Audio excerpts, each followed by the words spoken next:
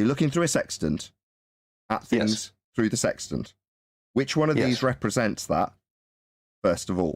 Your sight to the star would be line B. Line B. Okay. Yes. And where's the horizon? The horizon's not in the diagram. You know how a sextant works? Yeah. What do you look at in a sextant? Well, you look at a celestial object. You don't need a horizon for a sextant. You don't need a horizon for a sextant. Now, the way that you operate the sextant is you start off by looking up at a celestial object, perhaps the sun. So you're looking up. Then you pinch the index arm right here, and as you bring the sextant down to look at the horizon, you don't need a horizon for a sextant. You unlock this door with the key of retardation. Beyond it is another dimension. You're moving into a land of bullshittery. You just crossed over into the numpty zone. You are so dumb. Damn. Don't need. You sound a little bit quivery in the voice there, Bob. You don't need the horizon. Of course not. Say what? Are you high right now? What the hell did you just say? You don't need the horizon. Of course not. Pinch the index arm right here, and as you bring the sextant down to look at the horizon, you don't need the horizon. Of course not. Now what'll happen is you'll bring the sun down to the horizon.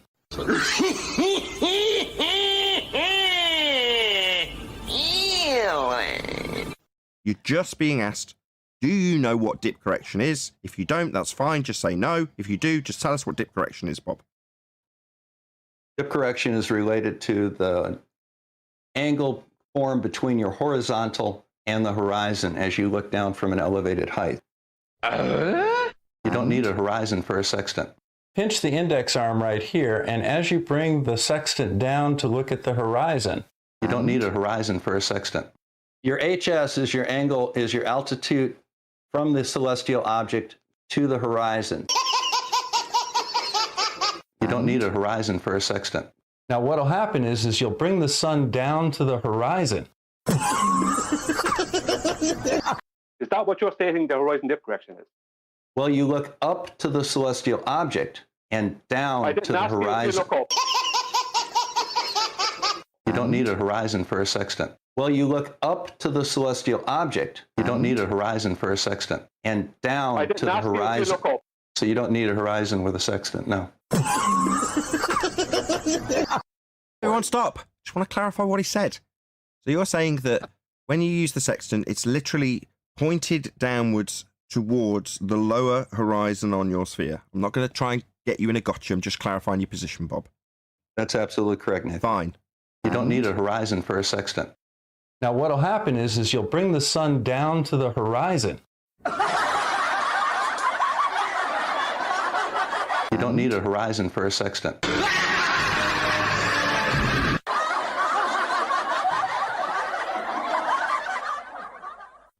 ahead, Tenth. He said he doesn't use the horizon. I want him to affirm that. Yes. Now the way that you operate the sextant is you start off by looking up at a celestial object, perhaps the sun. So you're looking up. Then you pinch the index arm right here, and as you bring the sextant down to look at the horizon, so you don't need a horizon with a sextant, no. Oh, son of a, that's gonna leave a mark. Your HS is your angle, is your altitude from the celestial object to the horizon. So you don't need a horizon with a sextant, no.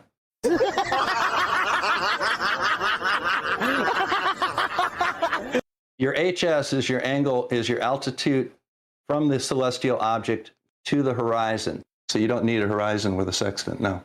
Now the way that you operate the sextant is you start off by looking up at a celestial object, perhaps the sun. So you're looking up. Pinch the index arm right here, and as you bring the sextant down to look at the horizon, so you don't need a horizon with a sextant, no. Now what'll happen is you'll bring the sun down to the horizon, so you don't need a horizon with a sextant, no. Until the very lower limb of the sun, the bottom edge of the sun, is just touching the horizon. You don't need a horizon for a sextant. And then what you do is you rock it back and forth a little bit, to make sure that you are at the bottom of the swing so that the sun is literally just touching the horizon. You don't need a horizon for a sextant. And then you read off your angle. So you don't need a horizon with a sextant, no. Turn out the lights. Double speaking, tender clown face podcast. The party's over. They say that all good things must end. Ballers scattered on dawn's highway bleeding. Fallacies and refravity crowd their fragile eggshell minds. Well, everybody's heard about the bird. Bird's a winner. You're a clown.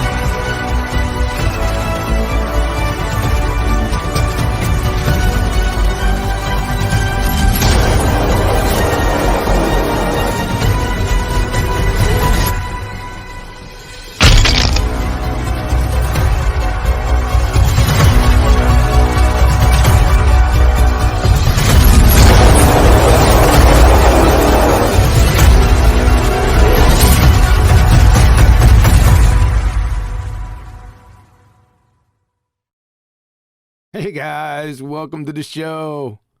Hope everyone's doing well out there. We got a great one lined up for you today.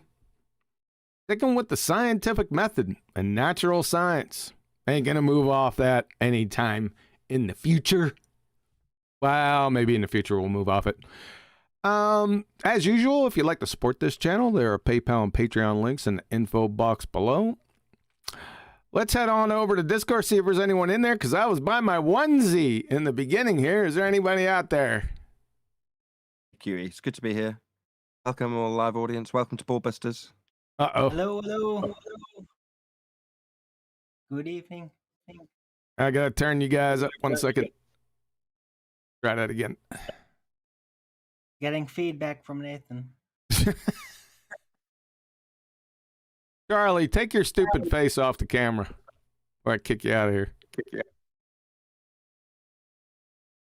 Thank you. We got the Adam Meakin, we got Nathan Oakland, distinguished Nathan Oakley, we got Arwen. They all come in right at the last second. Did you guys get the time change screwed up? No. No, just getting just in time. Just getting tea in time was the issue now for this evening. Excuse you'll hear revolution has begun, John. If you can hear fireworks in the background. So I'll keep trying to keep muted because they're going off like one. But you got fireworks over there in England? What are you celebrating? Bonfire night. I Fawkes night. Say again? Gunpowder, treason and plot. Guy Fawkes. Never heard of Guy Fawkes? No.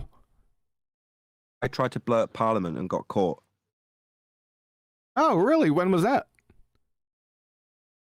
18. I'll look at it. Wow, no, I didn't know that. I'm going to look it up. My wife says 1607. I'm going to look it up. Okay. This is exciting. We're going to learn something today, us Americans. You've got 1605. 1605. Wow. It's the date he was got a apprehended. brief summary there, Nathan. Or... Yeah, Adam, I was rumpusing you. I was only asking you. If you've got the date and that, have you got the wiki up to give John a brief resume of it rather than one of us do off the top of our head? Not a lot else to tell. I've told the main details, which is that he tried to blow up Parliament and he got caught. And what else? If you want to add any more meat to that story, then feel free. Oh, only well, not necessarily historically. It's just an interesting one that we celebrate with fireworks. Fireworks not going off. I think it was a failed Catholic plot, wasn't it, to attack? No, I suppose not really. I just like the way it is fireworks. My favourite way of viewing it now, because it's like what does it say? Look, 1605. And as a kid, it's all about just getting hold of fireworks and playing with them, isn't it? But the bit that has kind of not real but significance is the V for Vendetta version of it. Now, Nathan, with the kind of People's Revolution version of it. I like that when that pops up in feeds at this time of year. Is that connected to the V for Vendetta thing? Yeah. Anyway, he's basically running through the acts in a very loose way of what Guy Fawkes did. So he represents Guy Fawkes in that respect. And, other than them saying we can give Thanksgiving on the 5th of November, which is Guy Fawkes night, I think there was an act passed that, like that. But anyway, there's a... Click on it. Thanksgiving Act. There we go. Thanksgiving Act, which is officially why it's 5th of November. It was based on his apprehension, I believe. Anyway, yeah, so that's all else to say. That's why we have it 5th of November. Okay. Yesterday. Pretty cool, man. Like I said, I never heard of him, seriously. And I thought, now, not to get too much in depth, but just a little bit of background. Number one, was he successful? And number two, why'd he do it? I think it's shit. I think it's just... Oh, go on. No, we weren't successful. As far as I'm aware, it's not really an attack on Parliament. It's to try and get rid of the king, who's Protestant, so that they can get a Catholic. Oh, so it was a Catholic coup. Do you want me to read out the educational material my wife's printed out to read to my eldest daughter? Just shortly. Yeah, not shortly, but just briefly. It doesn't have to be long, but yeah. Guy Fawkes. Guy Fawkes was born in 1570 in York, England. He fought for Catholic rights, came back from Spain in 1604, joined a group led by Robert Catesby. The Gunpowder plot was their plan to blow up King James I, his government in London. Were found out on the 5th of November, 1605. Was there a need for the Gunpowder plot? Guy Fawkes and his group had different religious beliefs. They felt that the Roman Catholics were being treated unfairly and that King James was not helping. Guy Fawkes and his friends thought the best thing to do was to blow up the Houses of Parliament with some gunpowder. More? Sound like the thing to do. It does kind of sound insane. That's very interesting. They're more insane than what we do now in terms of that. And of course, John, what we also do is that's why it's called bonfire night, colloquially, is we have a big bonfire and we build a nice effigy of the Catholic and then burn him on the bonfire. No, you don't. Oh, we do. Kids go round the streets with the Guy Fawkes that they've built asking penny for a guy. The old day, yeah. So you give him some money because we never had trick or treat as kids. Halloween didn't exist here. So same time of year, kids would go around doing penny for the guy. And then you take the guy to your bonfire and you burn the dirty Catholic on the top of it to celebrate. That's not how he died. So, No. I'll just put the last piece of educational material my wife printed out for my daughter to teach her about this. What happened to Guy Fawkes and the other plotters? The expert Guy Fawkes, he was put in charge of the gunpowder plot. So he was found with the barrels, he was questioned, tortured before he confessed. All the men involved were imprisoned and were going to be killed for treason, plotting to kill the king. Or Guy Fawkes could be hung. Anthony Riley, shout out to you, my friend. Died in 1606 when he broke his neck falling off some scaffolding.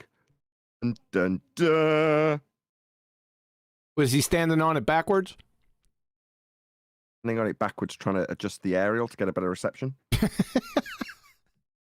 This is very, listen, I like the sidebar. This is very interesting. See, what you do when you get the Ballbusters, you get a history lesson, too.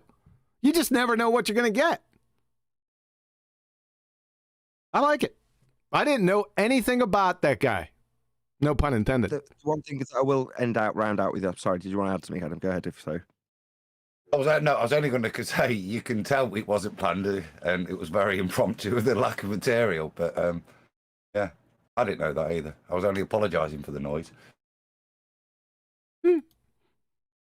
So I don't believe a word you just said.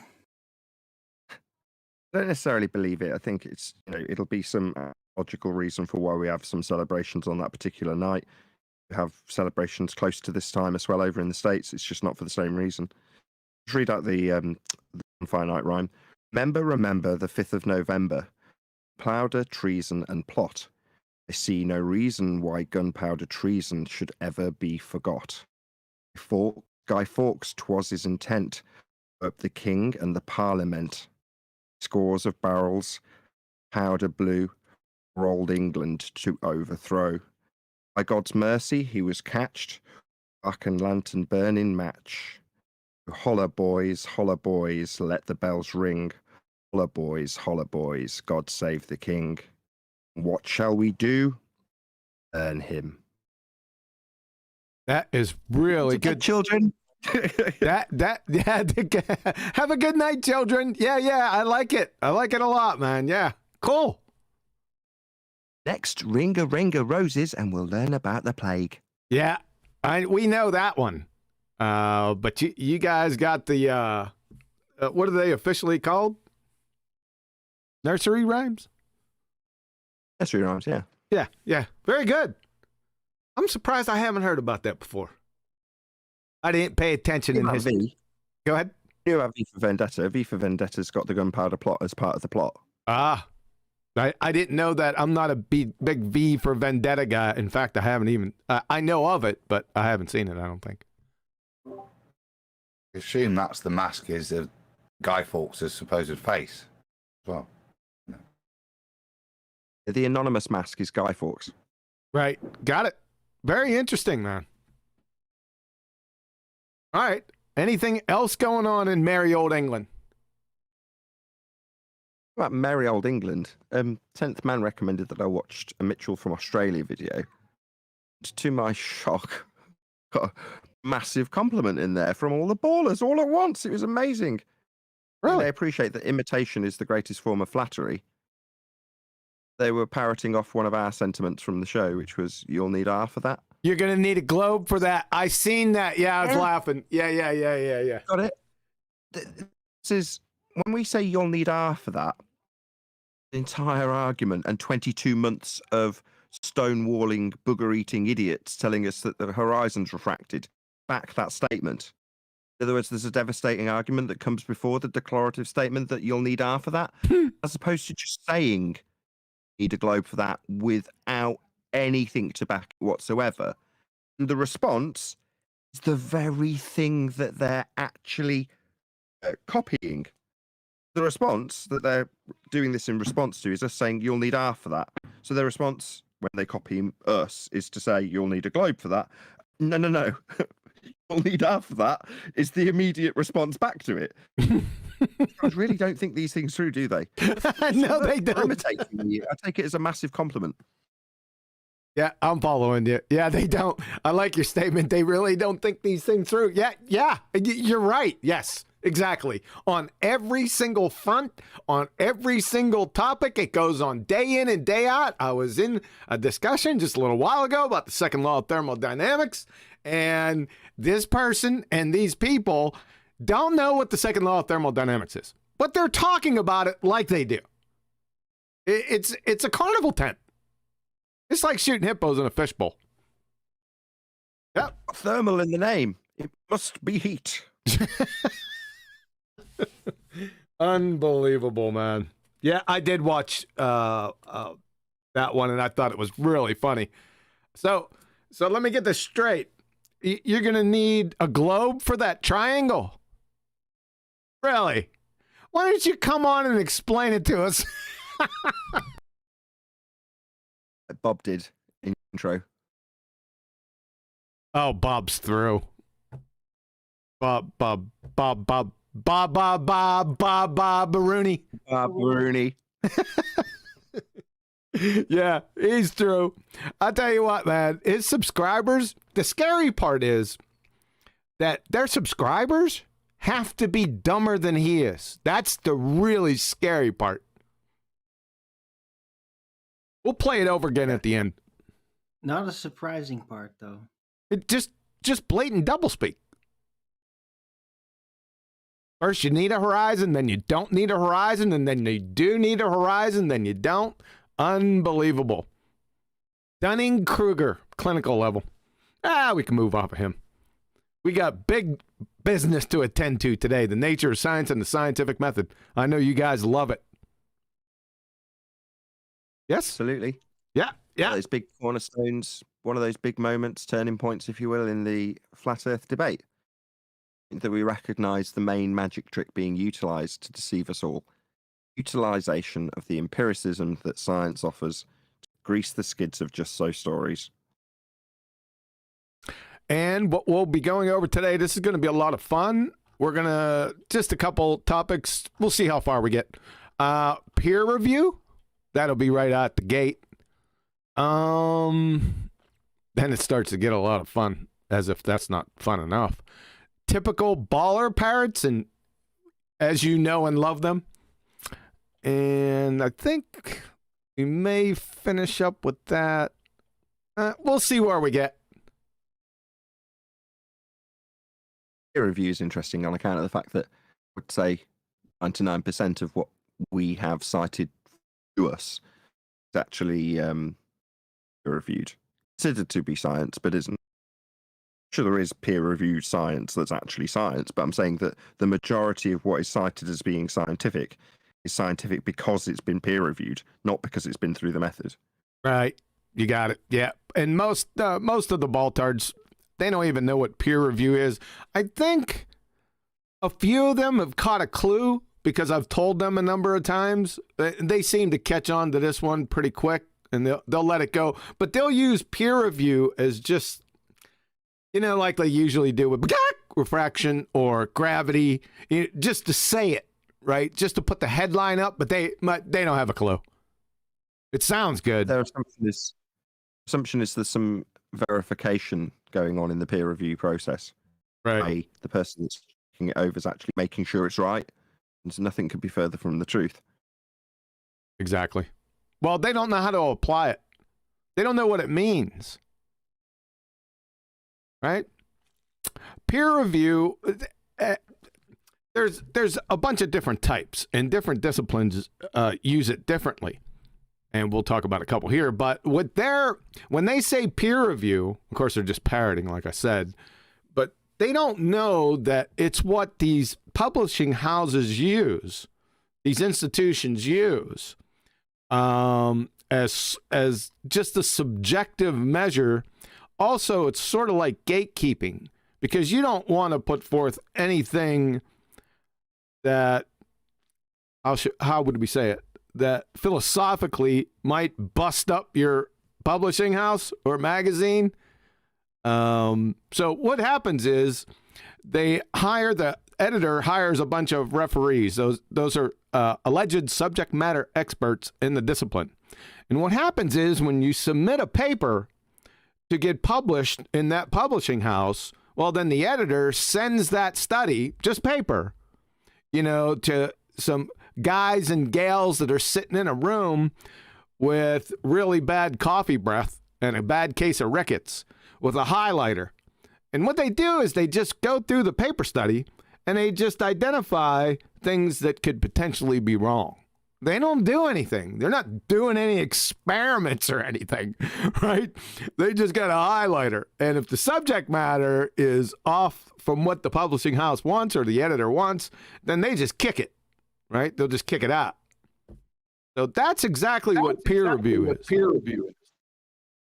Thanks for that. I love that echo.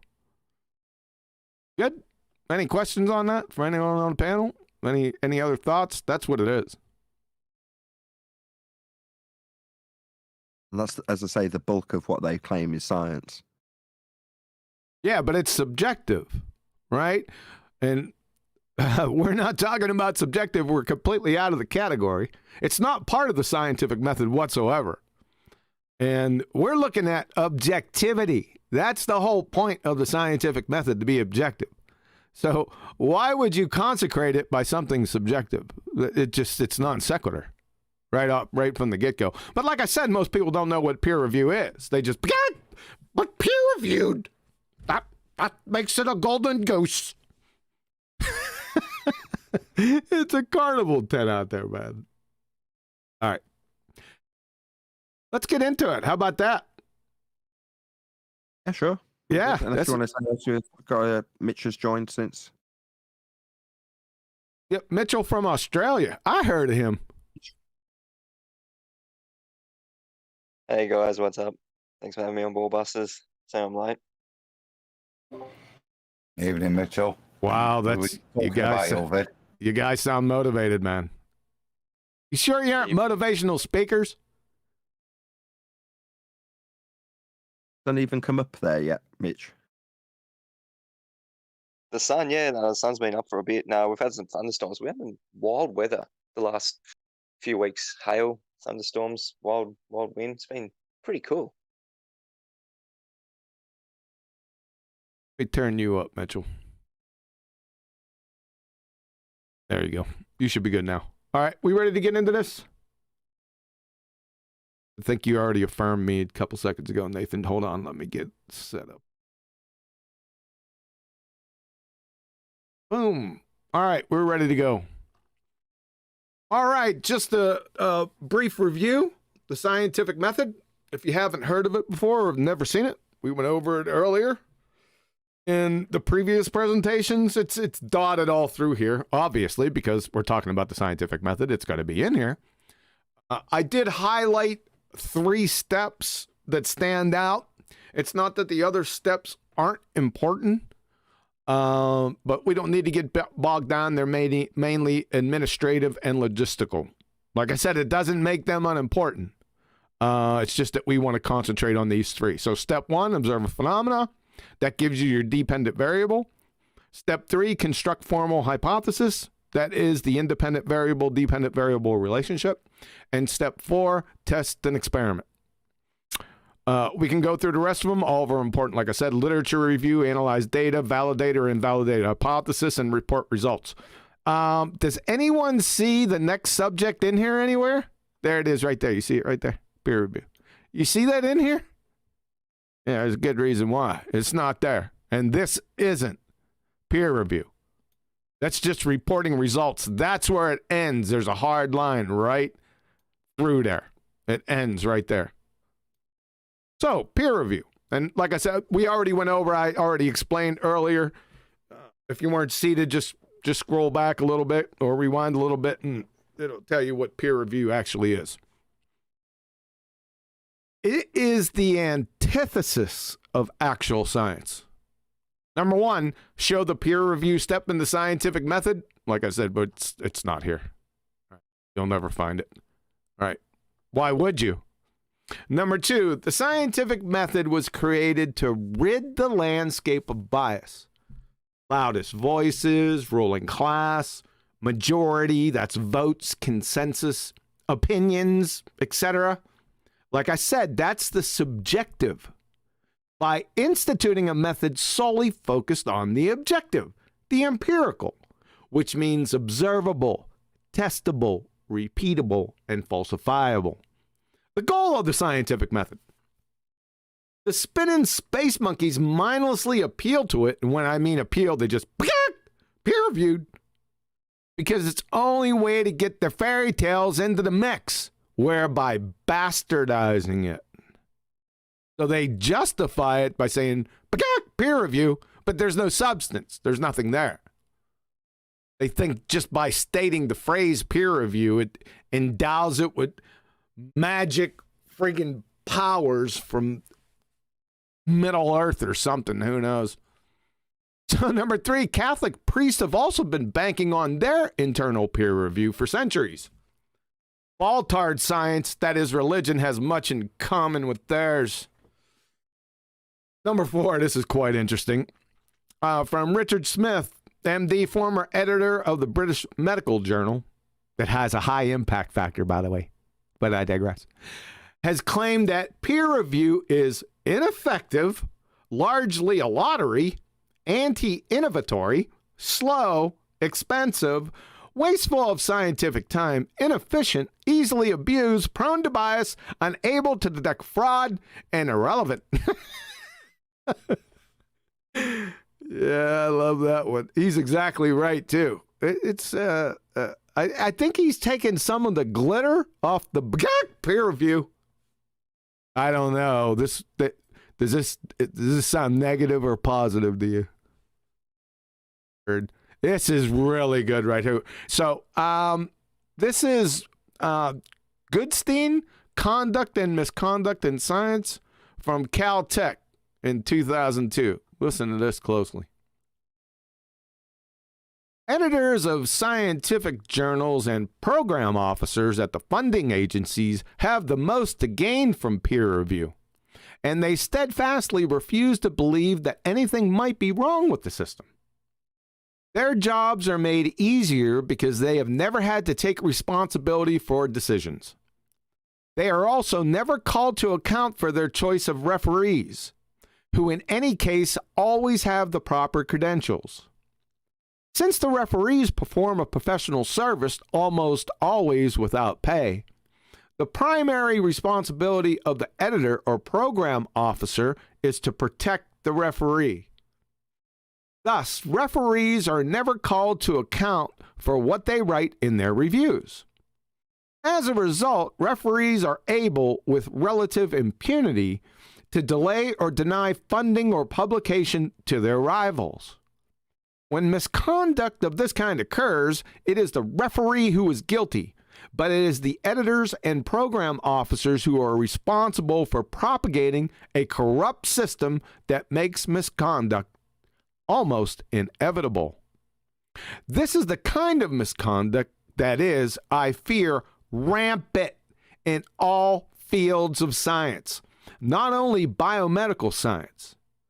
Recently, as part of a talk to a large audience of mostly young researchers at an extremely prestigious university, I outlined this analysis of the crisis of peer review. The moderator, a famous senior scientist, was incredulous. He asked the audience how many disagreed with my heresy. No one responded. Then he asked how many agreed. Every hand in the house went up. Duh. Right? Most people can fog a mirror. Clowns. From A. Courtney, comments regarding on the nature of science. Listen closely. The author describes the three-legged stool of scientific error correction as experimental care, reproducible experiment, and peer review. Like Occam's razor, peer review is a temporal expedient for judging scientific work at any given time. Peer review serves the temporal interests of the publishers, funding agencies, and employers. Listen closely. The ultimate arbiter of scientific validity is repeatable experiment alone. Alone. Get it? Ball-tard fundies. Experiment alone. They ain't gonna get it. They haven't got it by this time. They'll never get it. The only aspect that should be expertly reviewed should be whether or not the researchers followed the scientific method. I know, profound, right? It should be positioned right above the abstract. There should be no question here. Now, if they don't want to have all the steps in there, I don't have a problem with that. But these three big blue guys, they need to be there. The observed natural phenomena, what is that? Formal scientific hypothesis, what is that? And test an experiment, what is that? In detail. Now, you could summarize it up here. That's fine. I don't have a problem with that. And then get into it in the materials and methods section for these two guys down here. Right? Too easy. It should be, like I said, right above the abstract. If they're not listed or are incoherent, then hasta la vista, baby. That's how we clean this mess up. Of course, that's going to cause a problem. Why? Because NCBI database and Google Scholar, among others, will have like 3 or 4 studies in it. Combined. Astronomy, astrophysics, and cosmology, and theoretical physics will take their rightful place at the bottom of the sci-fi section. Paleontology, archaeology, anthropology, geology will take their rightful places beside photography and Bag of Hammers observations with accompanying pontiff declarations. And evolution will take its rightful place in religious studies, myths, and fairy tales, right below Humpty Dumpty. Will people lose their jobs? Yep. But hey, we still need people to pick up trash. A study done by Wharton School, University of Pennsylvania, Professor John Scott Armstrong, 2017. This is the title of the paper. Fewer than 1% of papers in scientific journals follow the scientific method. He's highballing. It's much, much lower. Of course, he didn't get specific about that. Fewer than 1%. What that could be 0.0000001%, couldn't it? Yeah, and it is. It's probably much worse than that. And this isn't like some hidden knowledge. Just go into NCBI database or Google Scholar, right? And start typing in topic headings. And then just start pulling studies randomly. And then just go through it briefly. It's very easy. Hit find or search and then type keywords in. Like hypothesis, experiment, those types of things, right? And you'll see there won't be anything in the whole study. I think I'm kidding. Go ahead and try it. I came up with that long before the Wharton School, Professor John Scott Armstrong ever stumbled on this. I was saying this long before I found this. Too funny. Comments, questions up to this point? The problem with having less than 1% actually validated with scientific experiment is that you've got 99% that have gone through the process that the person who's publishing the paper wants to be science. Therefore, there's going to be plenty of things that can be cited. Pseudoscience pretender clowns who have been through peer review with a justification why they don't need to follow the method. How that dusty old empiricism isn't really required anymore.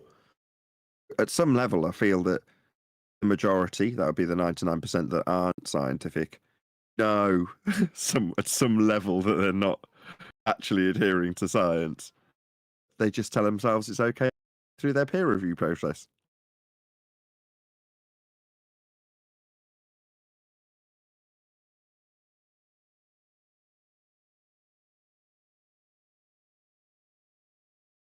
Don't everyone stumble in with their thoughts on the matter.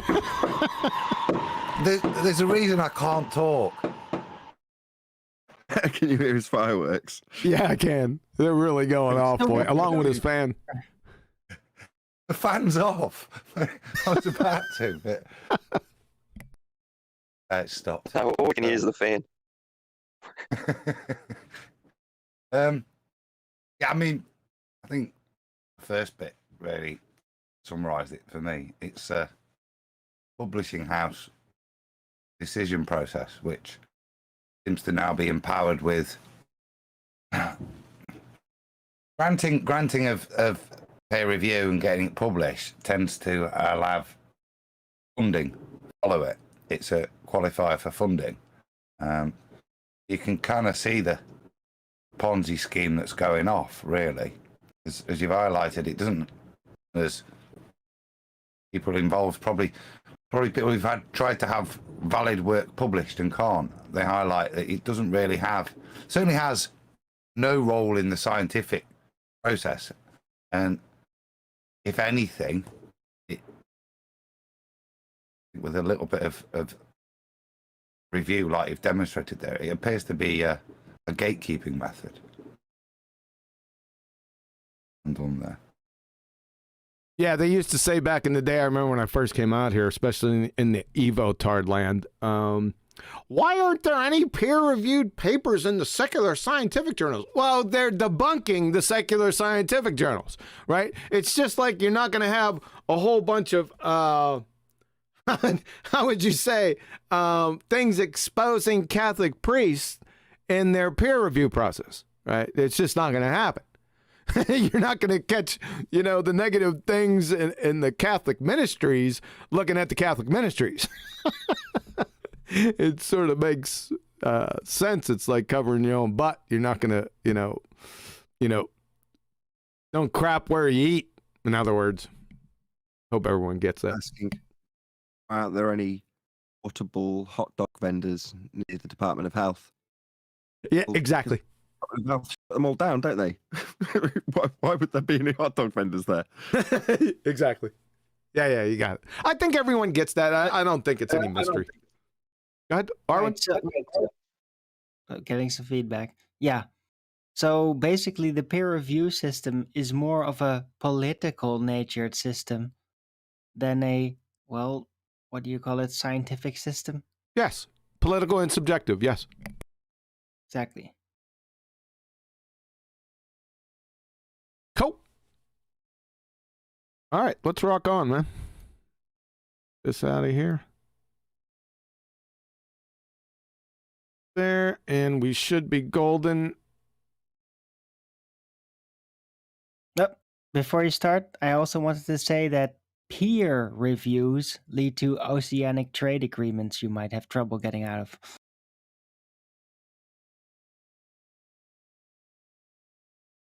That's quite interesting. Thanks for sharing. You're welcome. I thought it could be like a baller reconsidering his oblate spheroid.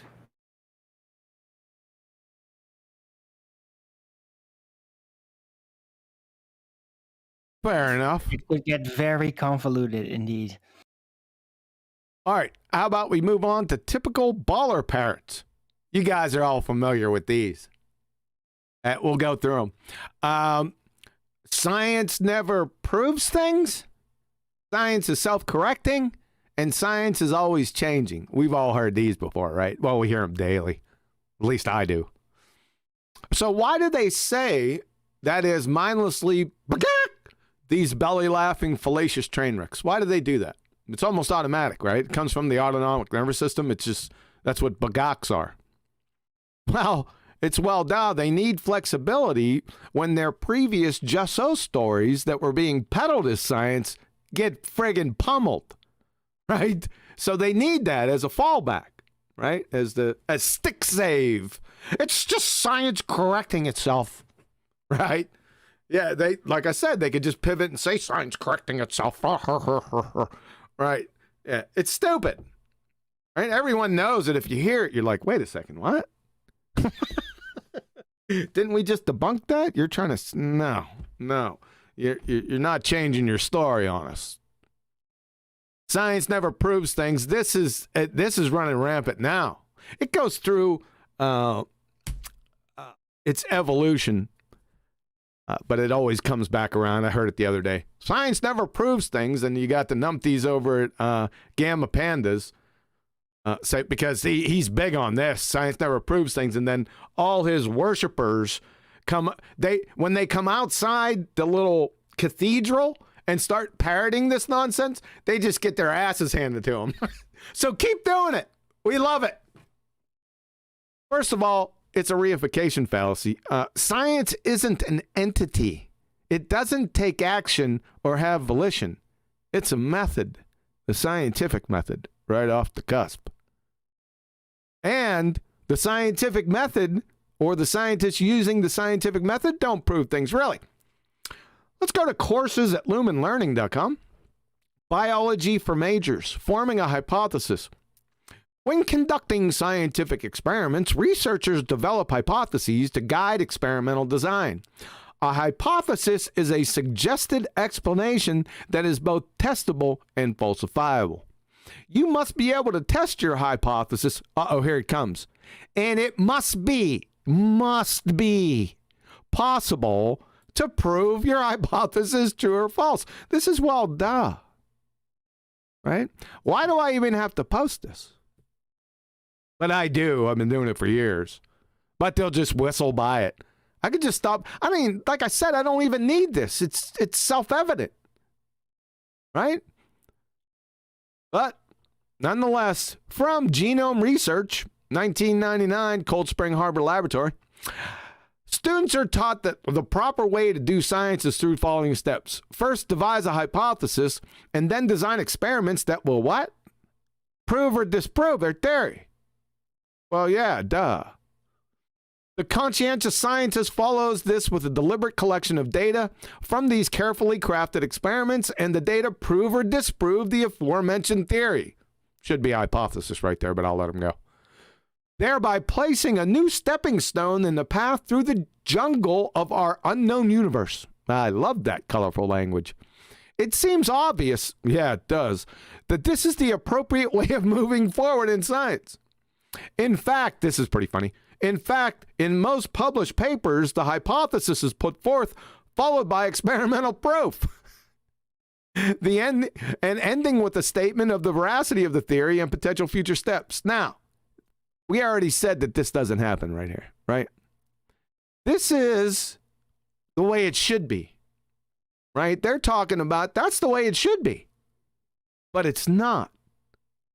Right? And look at science neither proves or disproves, really. Well, what's all this? We're talking about science here. All we've heard so far is it must prove or disprove.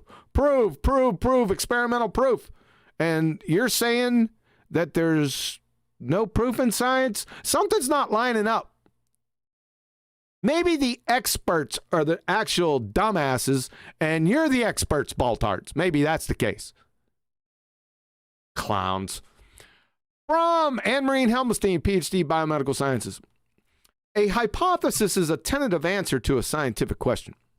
A testable hypothesis is a hypothesis that can be what? Proved or disproved.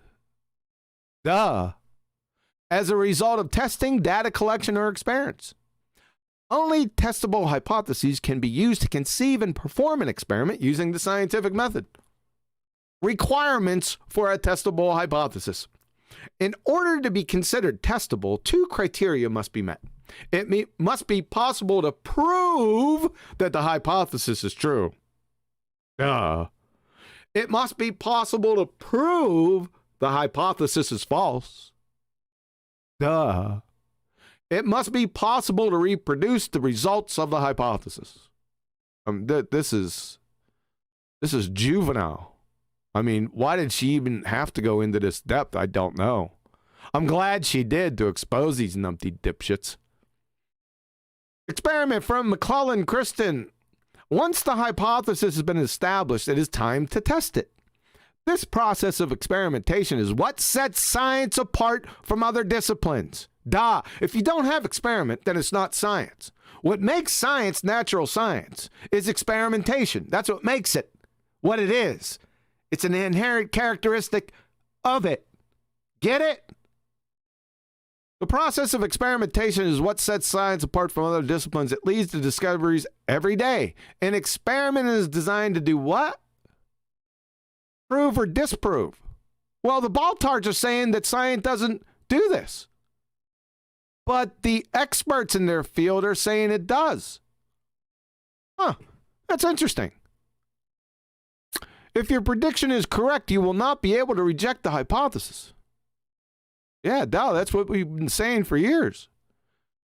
So what are these Baltards doing? Are they like this left-wing fuckwit faction that just pulls stuff out of their butt and makes it up?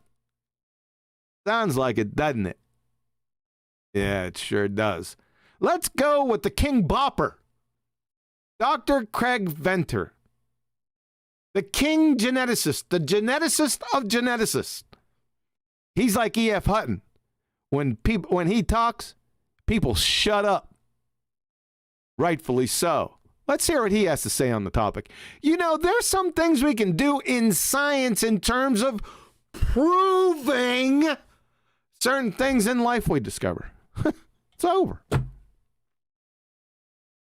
This is a joke. Are these jokes the Baltards are saying? Get them to say it and I'll just pound them with this. It's a lot of fun.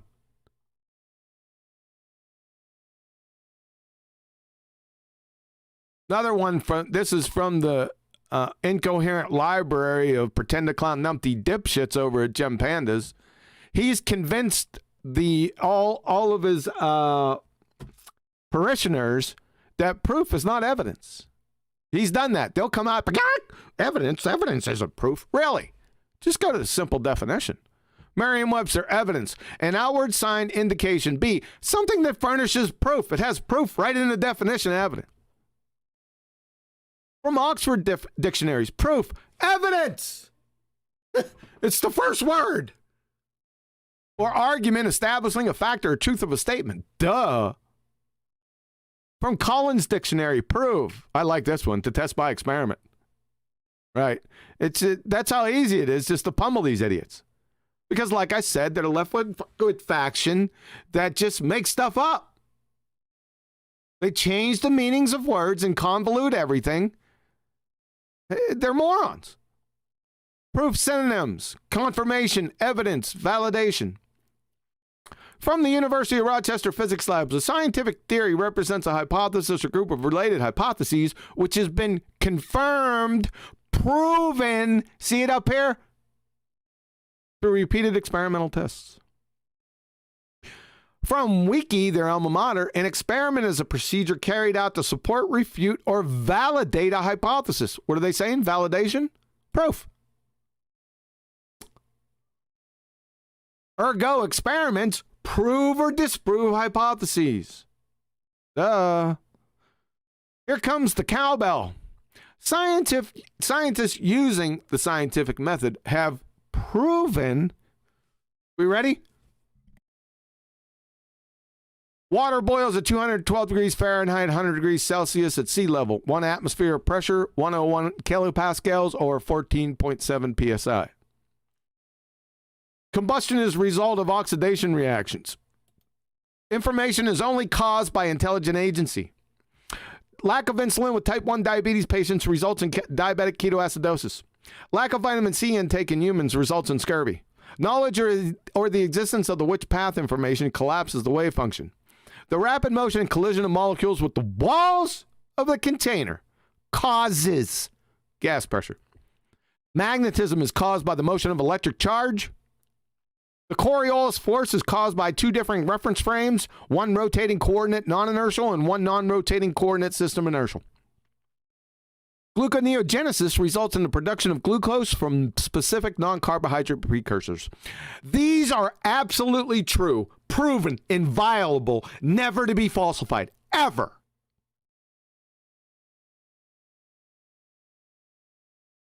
Science is self-correcting.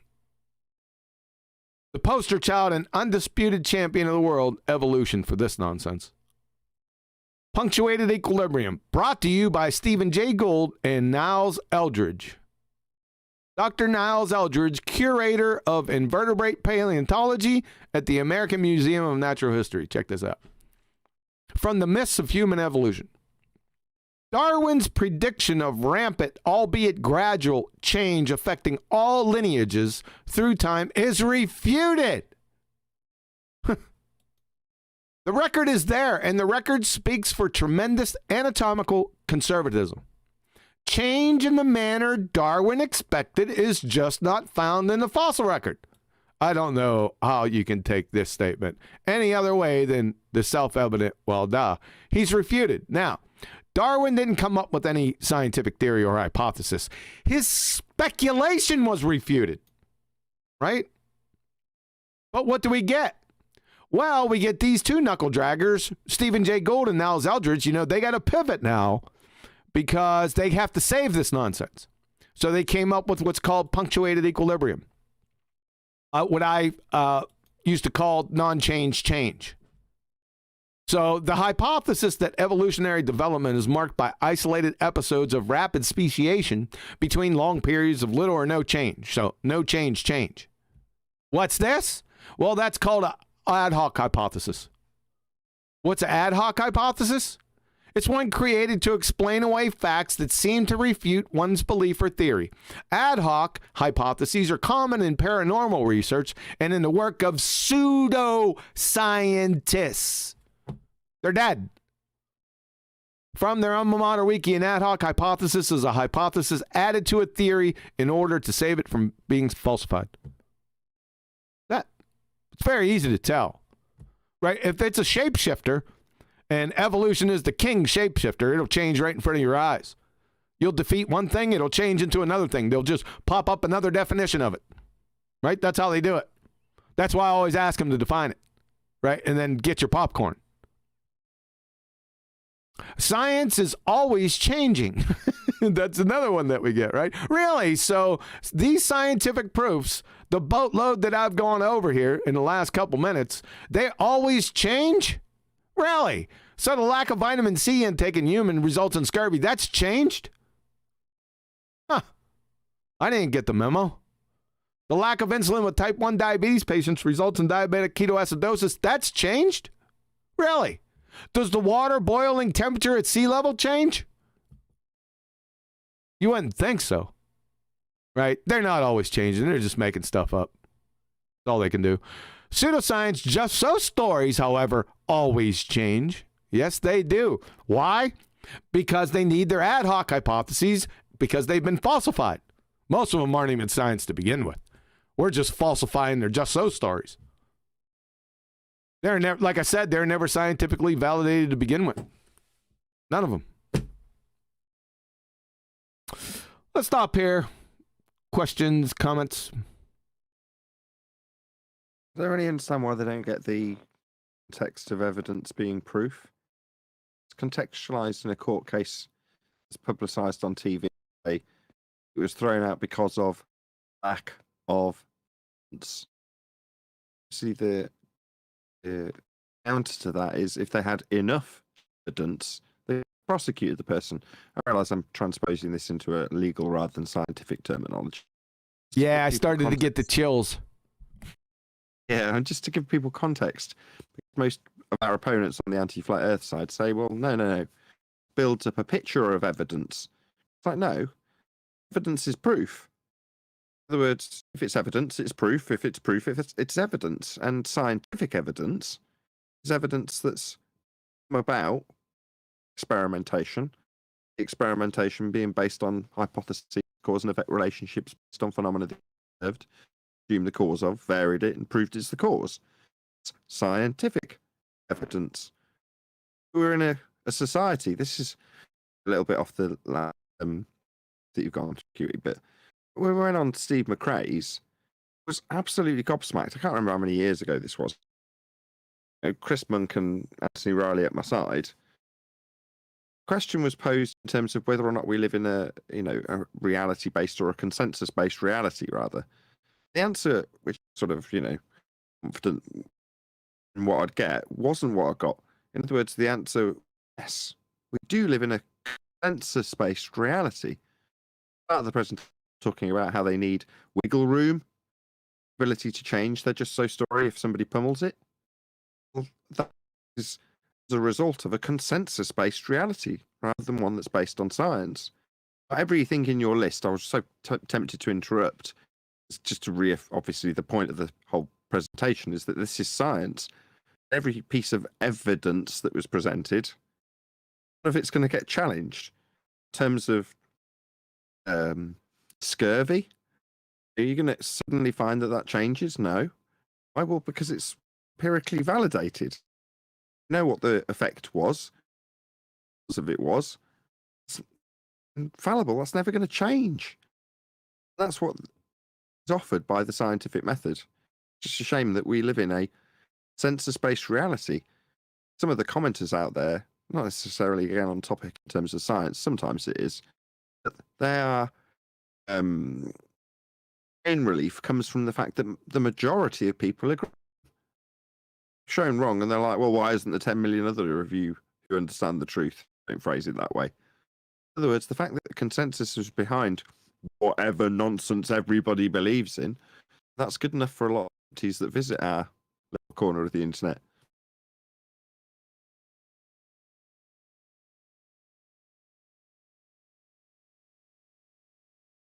You guys need to calm down and stop interrupting each other. Can I question one of those 10 in the list that you had that scientists using the scientific method have proven? Yes. Number 9. Number 9, Coriolis force is caused by 2 differing reference frames. What would be the observed natural phenomenon for Coriolis force in our world? As I understand it, it's kind of what we see. Yeah, Coriolis force is a thing, but does it happen in nature? Yeah, you could possibly do it if you had a straight shot of something like a bird. Or I can't believe I said that. I had to bring up a bird. If you had something that's with momentum in a straight line, I don't know whether meteor, anything like that nature. Done this. Adam and I did this. Can you remember what the natural phenomenon we came up with was, Adam? We need a whirlpool, don't we? There we go. I was going to say, yeah, what is the rotating reference frame? Okay, whirlpool. Whirlpool, yeah. You happen to slip into a whirlpool, and in this perfect scenario we devised, there's a tree limb just hanging over the edge wherever this pool is swirling down. And God, the tree looks like it's coming towards. Oh, it's gone. It's coming towards it. It's gone.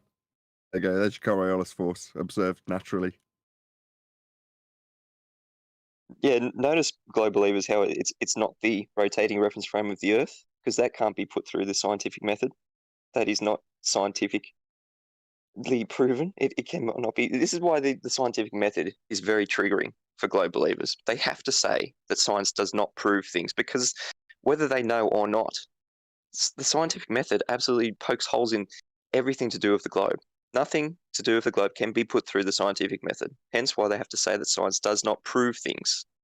Because at the end of the day, they don't have any scientific proof.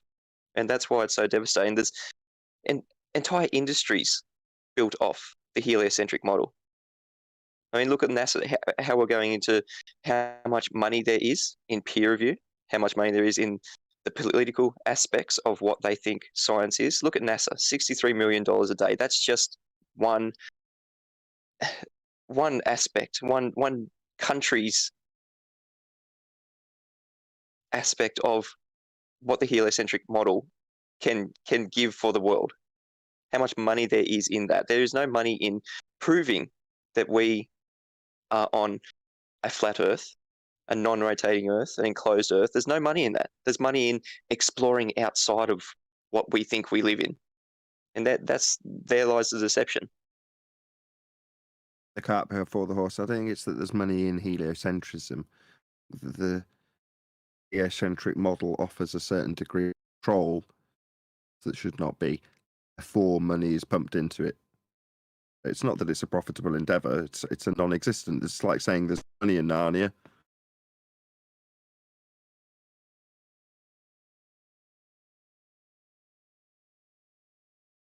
Was that a good answer to your query, Mitchell?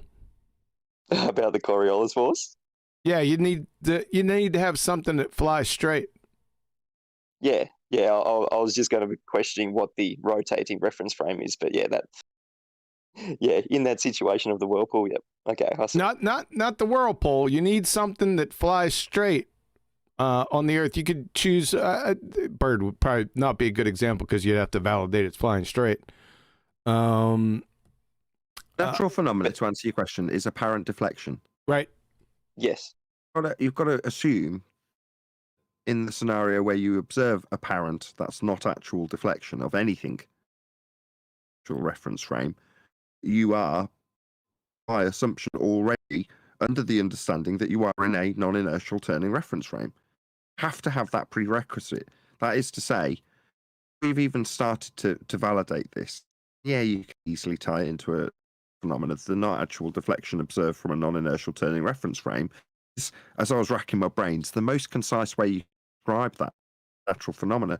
So, much as you quibble with QE's description of it as a science or as a scientific validation, the natural phenomena of not actual deflection observed in inertial turning reference frame, I don't think you can phrase it any more concisely without leaving out huge chunks of information that are required in the description as a natural phenomena in the first place. Yeah, you could easily say, well, when are you ever going to be whirling your way around a whirlpool and observing something, particularly QE used a bird going across, so that you can have it take a not actual curved path reference frame?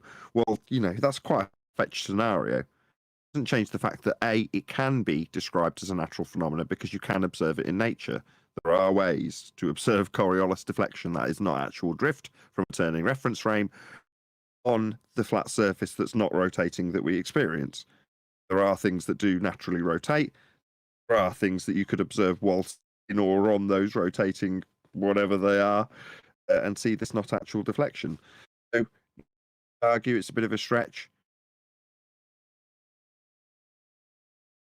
Yeah, I agree. It is a bit of a stretch. My query was, the rotating reference frame. What can naturally be rotating? But yeah, whirlpools. All right, that satisfies it for me. That's fine. I'm going to go out on a limb and suggest or postulate that it might be a little bit of a bear trap. Helios, go on. Did you? No, go ahead. Right. No, go ahead. I was going to say, in the heliocentric model, they've got what they would claim is a naturally observed phenomena, right? Star rotation. They're going to take that as a phenomena, and they can essentially sandwich in a bit of the old pseudoscience claim to be in quote science. And they say that Earth rotation causes stars not actual deflection. The stars aren't really moving, it's a not actual deflection because Earth rotation. What you've got there is what sounds very scientific. You've got a cause and effect relationship based on a natural phenomena that's observed, that's been ascribed to it. Now, you pointed out immediately, Mitch, that, well, what you're going to do in terms of manipulating that, which you at this stage, mistaking the hypothesis for an explanation, is the cause of the effect, which would be Earth turn in their description of a heliocentric world. The answer is they can't merely taken what sounds scientific because it sounds like a cause and effect hypothesis and just use that as the explanation, and then said that their claim of a natural phenomena, which is star rotation, is not actual deflection because Earth's turning. Try and make it science. And from there, ascribe the science, in quotes, which it isn't, pseudoscience claim with mistaken for explanation, into seemingly scientific apparatus. Roll on the Cavendish experiment or roll on whatever it is they're going to use, gyroscopes, pendulums, some apparatus that they can say, here you go.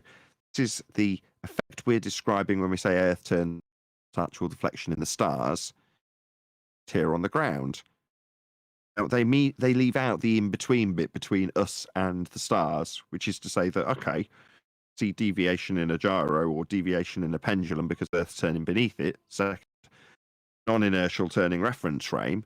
then your flight from Charlotte, North Carolina would only take an hour and a half. It's not attached to Earth that's spinning if you're making that claim.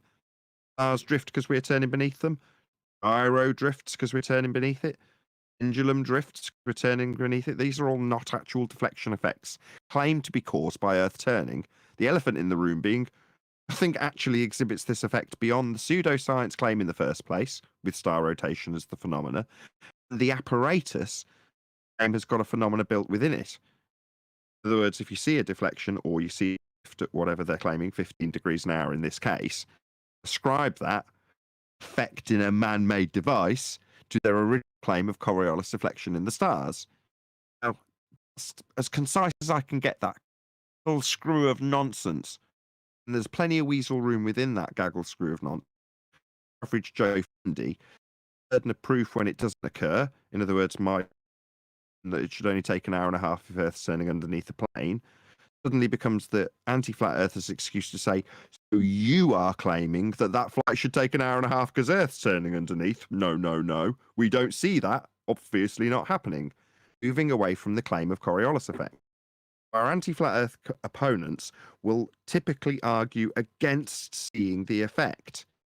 The effect is not actual deflection of the stars. That's them drifting from our vantage point, seeming to move because we're turning beneath.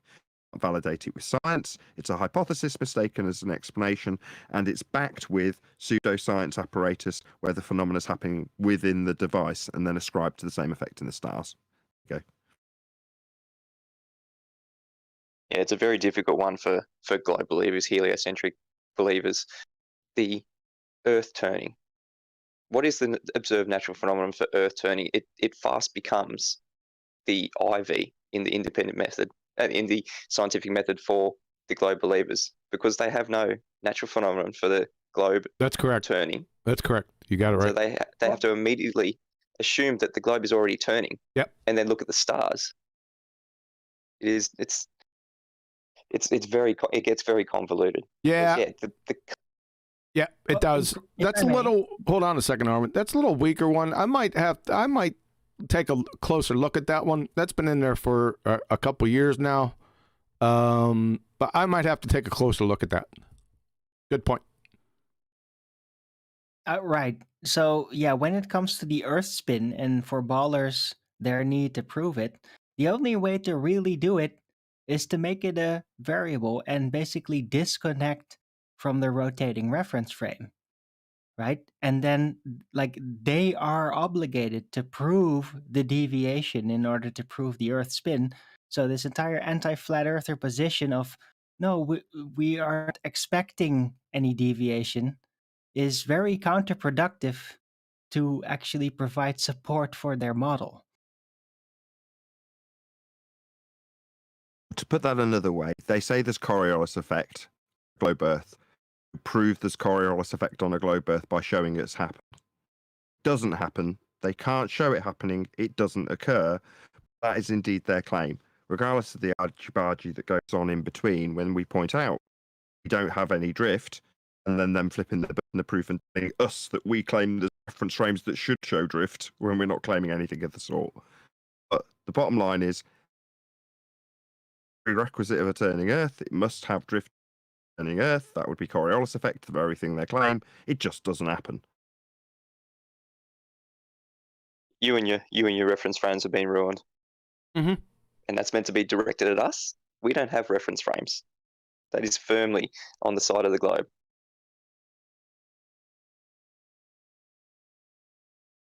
Yeah. In the same way we could thank Bob because he's nice during the sextant argument to affirm our position in terms of them not having any straight line and not having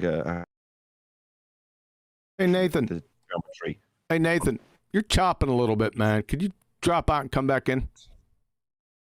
Yeah, get your sound right. Yeah, I'm chopping, you say? Just a little bit.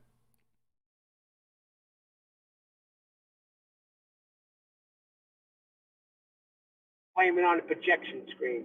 1 2 1 2. Yeah, that sounds good. Go ahead. You were talking about Bob Aruni, the pseudoscience fallacy guy. I was saying, in the same way we could give him thanks because he's managed to exemplify fact. Forgotten what we were talking about now. When who was it we were talking about? Not Bob, someone else. I thought it was Bob Rooney. Yeah. I quoted Simon Dan. Simon Dan, yeah. Applies for Simon Dan as it does to Bob, and we can thank him for giving us that you don't have a straight line for a sextant on a globe. In the respect that he's now given us an example where I can show an anti-flat earther, that would be Simon Dan, saying you, meaning me, Nathan Oakley, and you're, meaning me, Nathan Oakley, reference frames, don't have, and ruined. Quote from Simon Dan to me, directed at me about what he thinks are my reference frames. Quote, you and your reference frames have been ruined. End quote. Simon Dan. That's him assuming that when I point out we don't have any drift, that's actually my claim that we should. No, we just don't have any drift. Globe claims we have drift. And comes along and shows me an example where there isn't any drift. Like that's somehow a win. Flipping of the burden of proof, how making it my claim that we should have drift. Says we should have drift, turns out we don't, then get charged with proving that we should. The scenario.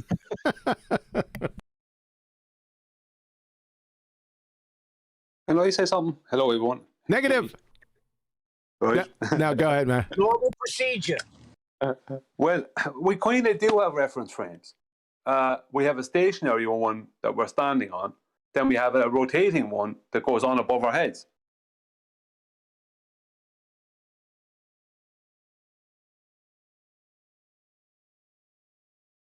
With Coriolis. Can we be in that? Can we be in that rotating reference frame above our heads? That's the thing, though. So we can't be proving Coriolis with that situation. But I agree, Brian. We do have some sort of rotating reference frame above our heads, but can we be in that rotating reference frame? Can it be useful? Oh no, it's not a proof of Coriolis effect, but it's just that it is reference frames. And the more they prove that our reference frame that we stand on here, that this one is stationary, which they keep doing, the more they're affirming reality. You know?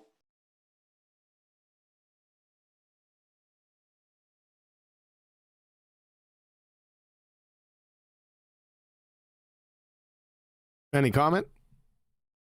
Define reference frame. Are you serious, Neil? System.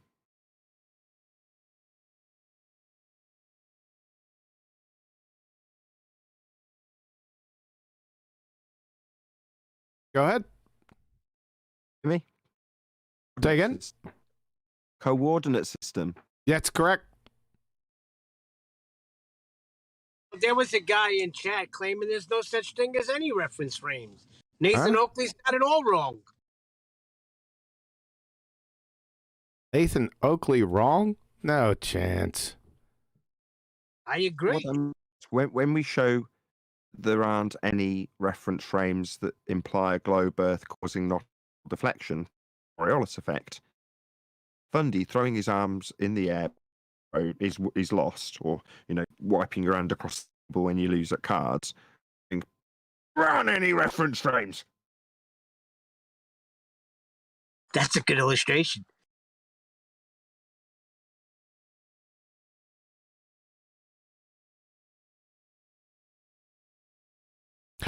I'm going to end up the science presentation for this week right there.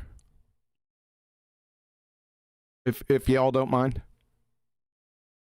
In the comments. I thought we started at 4:00 today because I thought we were starting an hour later because Nathan was starting an hour later, but he's in England and you're in America. Oh, well. Yeah, I kind of knew it caused some problems, but it's still... It's still struggling, Neil, isn't he? No, we started an hour earlier, Neil. I knew you were going to say that, Andy. Like you'd know. Bit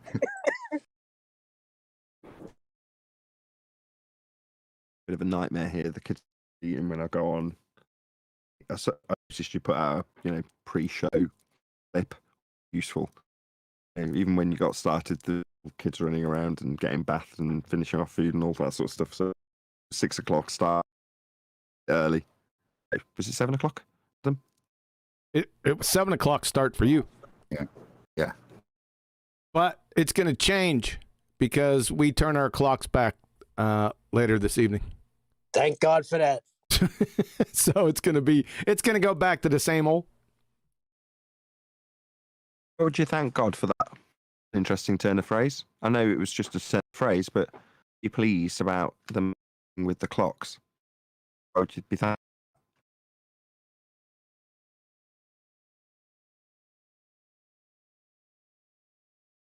So, Neo, frame of reference is a set of coordinates that can be used to determine positions and velocities of objects in that frame. Different frames of reference move relative to one another. There you go. From University of Cambridge. Please, the fiddling with the clocks still. Say again? You're chopping now, really bad. I can hardly hear you. Going on? I don't know. It's just you, man. You're not going to be happy when you're listening to this. I can tell you that much. Yeah, you're choppy.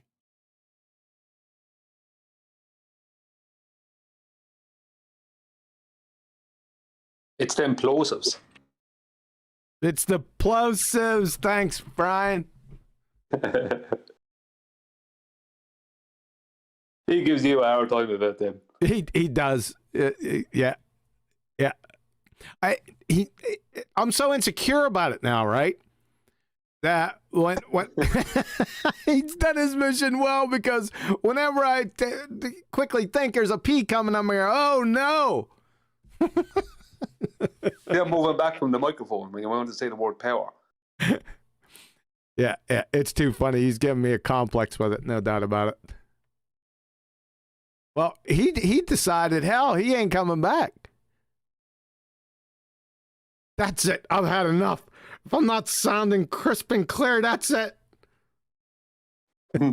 Yeah, I hear you.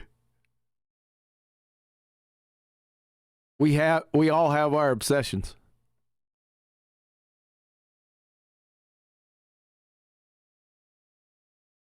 All right, let's see what we got. Yeah, we're going to end up the science presentation part of it right here.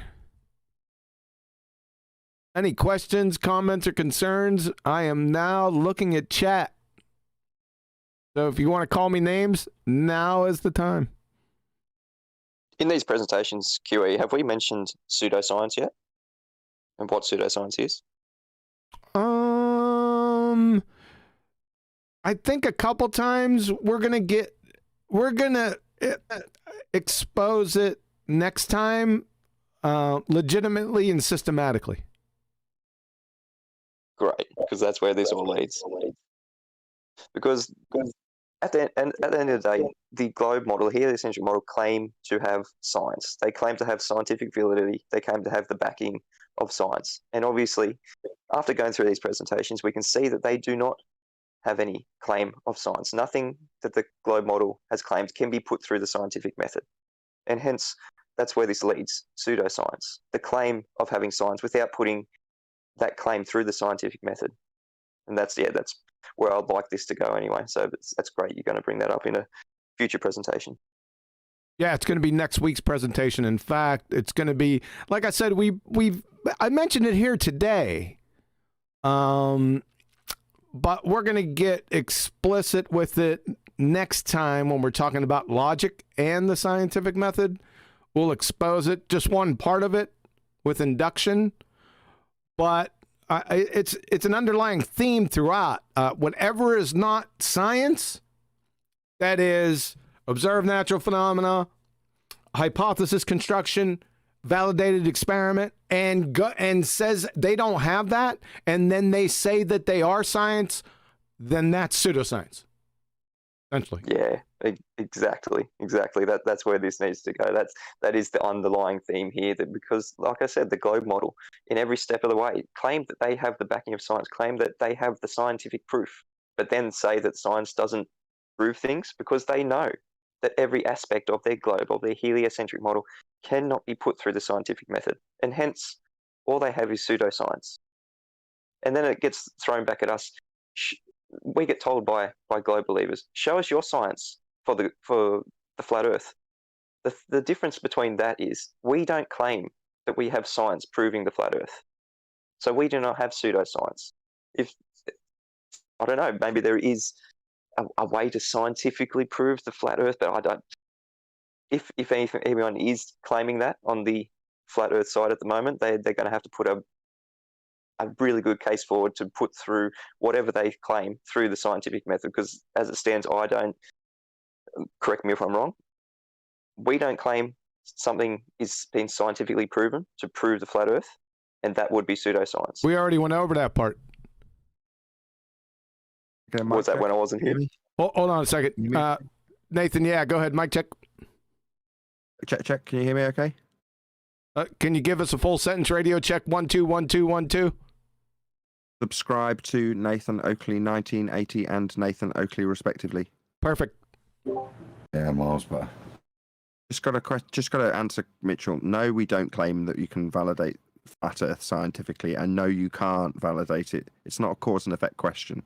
It's like saying validate tree with science. Like it's an aspect of the world that we live in. That aspect isn't an effect. An aspect. You can't science it. Exactly. So when globe believers tell us, give us your science for flat Earth, we don't claim science. And that's the difference between flat Earth and globe Earth. You guys on the heliocentric model, on the globe side, claim that you have science backing your reality. And that's why all you have is pseudoscience. And that's what we're calling you out on. Yep. It's been that way from the beginning. You got it, Mitchell. We're right on it. If somebody asks you for scientific evidence of a flat Earth, that demonstrates that they don't understand what science is. Precisely. Ask that question. Precisely. I had somebody do it earlier today. So they hang themselves in the question. Yes. The questions that you ask will expose you. It's just the way it is. That's why most people won't ask questions. I'll give you an example. Let's say you're listening to the blocks of instruction from your professor for like a week, but you've been daydreaming about Sally during the blocks of instruction, right? And then when the professor at the end, like on a Thursday, says, okay, quiz tomorrow, see, you're caught. You're caught in sort of a catch-22 because you definitely need to ask questions. But the questions that you do ask will expose you and show right where you're at. Follow? That's a cop. Go ahead. I was just agreeing.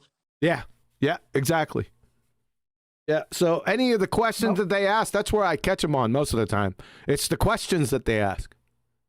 Right. Communication will reveal where your mind is at.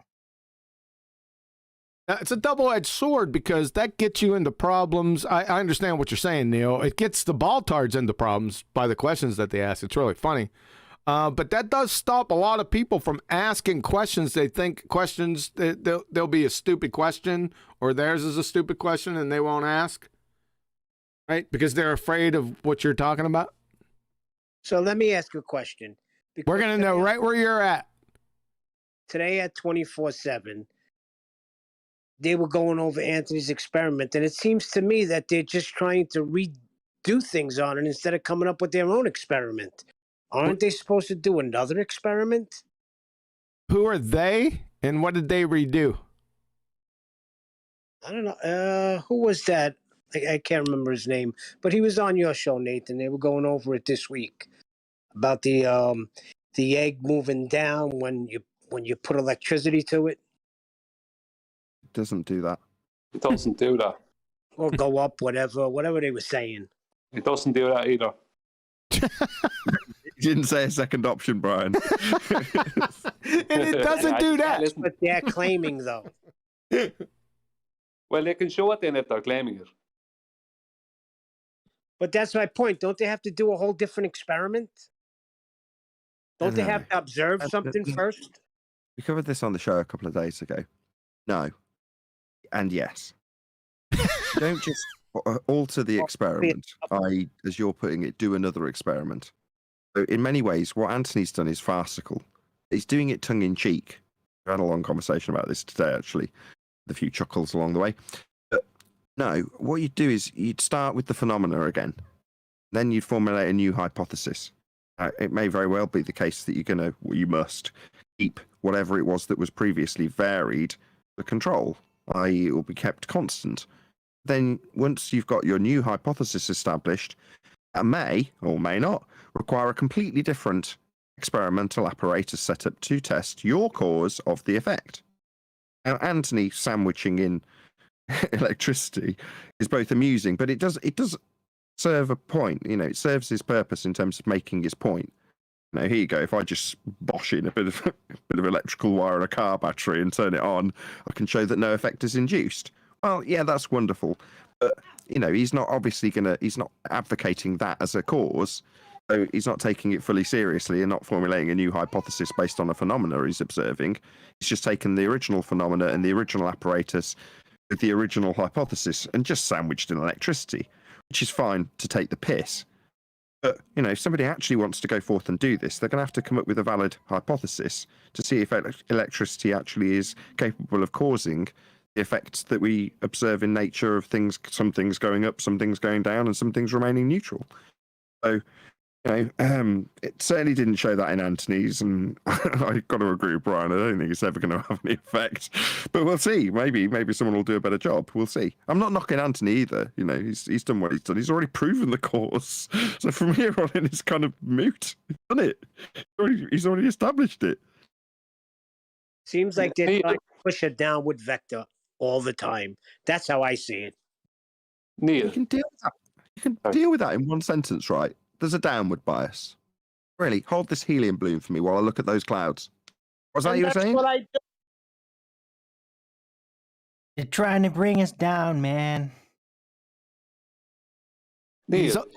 He's always with the negative waves. Some positivity. I'm just telling you what I hear around. That's all. Neil, if they got the egg to move by adding electricity to salt water, then they'd be debunking their own claim. Because as John Shelton pointed out, I think it was John Shelton who pointed there, and I was speaking with him, and Chocolate, I think, at the time, that how can you have static electricity within salt water? Salt is a conductor, which means it causes electricity, it allows electricity to flow. So if they got the egg to move by adding electricity to salt water, then that would debunk their claim of static. Because there isn't a static charge. There can't be. It's the opposite from static. It's moving. I see. But they're not going to get it to move because it doesn't happen.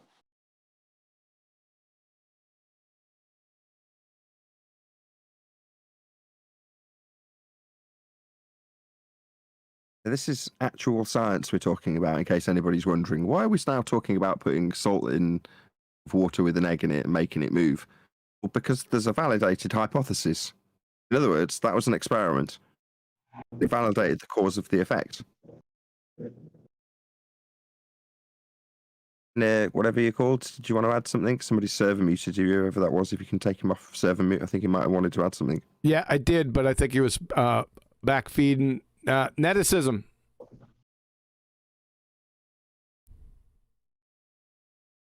Neticism. Am I saying that right?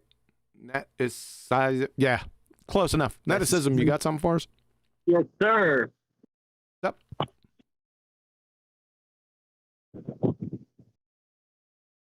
Yeah, my mic's fast, so what's going on, guys? Thanks for coming on the show with the bad mic. Thanks for letting us listen to your background noise while we establish if you want to talk to us or not. He's got me. It's okay. I think he was just hot micing. You were right. Yeah, I appreciate it, guys. I'm sitting this one out right now. Okay, we'll get back to you towards the end of the show here. It's coming up shortly. We're talking about science. We're talking about experimental validity. It's something that's come up, and I'm going to positively encourage this from here on forward in case anybody's text change in my tone when it comes to these for what I say, I'm going to add bias if I'm not careful. For the notions that people postulate after the fact, when they realise they've been lied to about the nature of the world, they're left with a lot of questions and they go about trying to find some answers. And my admiration is out to those people. However, I'd like to have some of those claims tested. By tested, I mean, we just want to hear what you've got to say about them so we can test the veracity of them based on what you can explain about it, or perhaps demonstrate. And given that it's now not the case that we're getting any fundamentalist religious zealots even come by our way, unless they're being enticed with literally 100 grand in Bitcoin, they won't even dare come our way. So fine, okay, I'll throw the doors open a little bit wider. You're somebody who's obviously aware that we are on a flat plane, and you're going to offer probably a bigger challenge to us on Flat Earth Debate. I know this is BALLBUSTERS, by the way, QE. I'm not trying to just plug my show. Subscribe today, by the way. We're going to widen the door. Not because I see it as a threat. Neil does. Thinks this is the most important thing in the world, that we address some tiny little factions of people who've got some ideas about how the world might behave. In this case, we're talking about electrostatic, what now? Somebody film me in on the full title.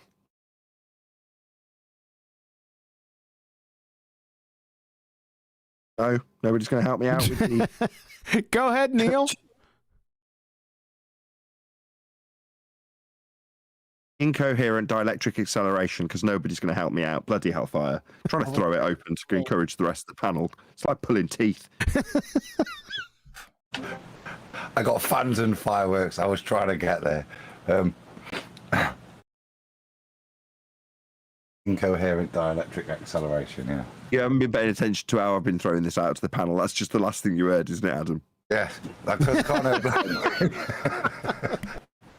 This is science. So the egg experiment is science. It's a validation for a valid hypothesis with a null and a phenomenon observed in nature. It has everything you need to call it what it is. Scientific experiment to validate the cause and effect. Beautiful. Absolutely beautiful. On the contrast to that, we've got people who say, it's not an experiment. Actually, this other invalidated word that I'm going to use, string of words in the case of incoherent dielectric acceleration, is the actual cause. Okay. As I said on the show when I think it was Righteous Force put this to me, go forth and experiment. Fine. Formulate yourself a valid hypothesis and experiment. Good. That, you kind of mentioned it earlier in terms of Anthony's new experiment. And I think we kind of covered it before. I think that's why he might have redone it and shown it. But we'd kind of said that this kind of the egg experiment is a very simple thing, but it ticks all the boxes. Manipulate the density of the medium, and the egg moves. So it ticks the boxes. But if you're going to formulate a new hypothesis and you're going to test that, and really your equipment needs to be set up for that. I think as we said, it's not a matter of hijacking the old equipment and sticking a battery either side of it, which is, fundamentally what Tony did. I mean, he did put the battery in a nice Corona box and put a light on it. Other than that, kind of what he's done, and that's not taking that and I mean, God knows how, and that's sometimes the point. The genius is if you've got this idea of incoherent dielectrical acceleration and how it's supposedly having a role in this, then you've kind of got to be able to isolate it in your experiment. I don't think anybody expected that egg to move when you stuck 12 volts through it. You know what I mean? So that would be the genius, isn't it, of the scientist, would be to get from that concept to actually an experiment that's going to isolate and test that hypothesis that incoherent dielectric acceleration will move the egg. The problem is that they don't want this to be a validatable hypothesis. And mention names. Let's just leave it at they. What they want is to do the same thing as our globe counterparts do, which is take the hypothesis and turn it into an explanation. So you've got a conjured phenomena in this case. Same as with gravity when you talk about the heliocentric model. Assertion that things go down at 9.8 meters per second squared is a conjured, non-existent phenomena. Now, on our beloved flat Earth side of this argument, we've got other people who say that there's a downward bias. There isn't. So, moving forth to establish why there's a downward bias is kind of missing the point in the first instance. Like, if you're going to actually experiment, the first thing you need to do is establish what the phenomena is. Now, in this case, some things move up, some things move down, and some things stay pretty much where they are. Right? That is the actual effect that we observe. Now, that's easy to qualify and show in nature. It happens everywhere, always. If you start with a flawed premise, it's just a begging the question fallacy. Starting with the idea that you've got a downward bias, you're talking about a directionality that's non-relative. It's, what's the word I'm rooting for? Not absolute. You say down. So what do you mean down? Relative to what? That's the word I was looking for. Relative. Relative. To, you know, to ascribe based on our experience, based on our density in our medium of air, that we experience a downward bias is wrong fundamentally from the ground level, because some things go up. That is a fact. So just begging the question and then moving forward to try and experiment based on your assumption that things go down and have a bias downwards is just nonsense, in the same way gravity is nonsense. You don't have a downward bias at 9.8 meters per second per second. What are you talking about? I mean, you're going to set up an experiment to validate that assumption and declaration in the first instance. That doesn't happen. Downward bias my ass. I totally agree. That well articulated. You're right. You're all over it. Nathan, when you say they, you're talking about Bob.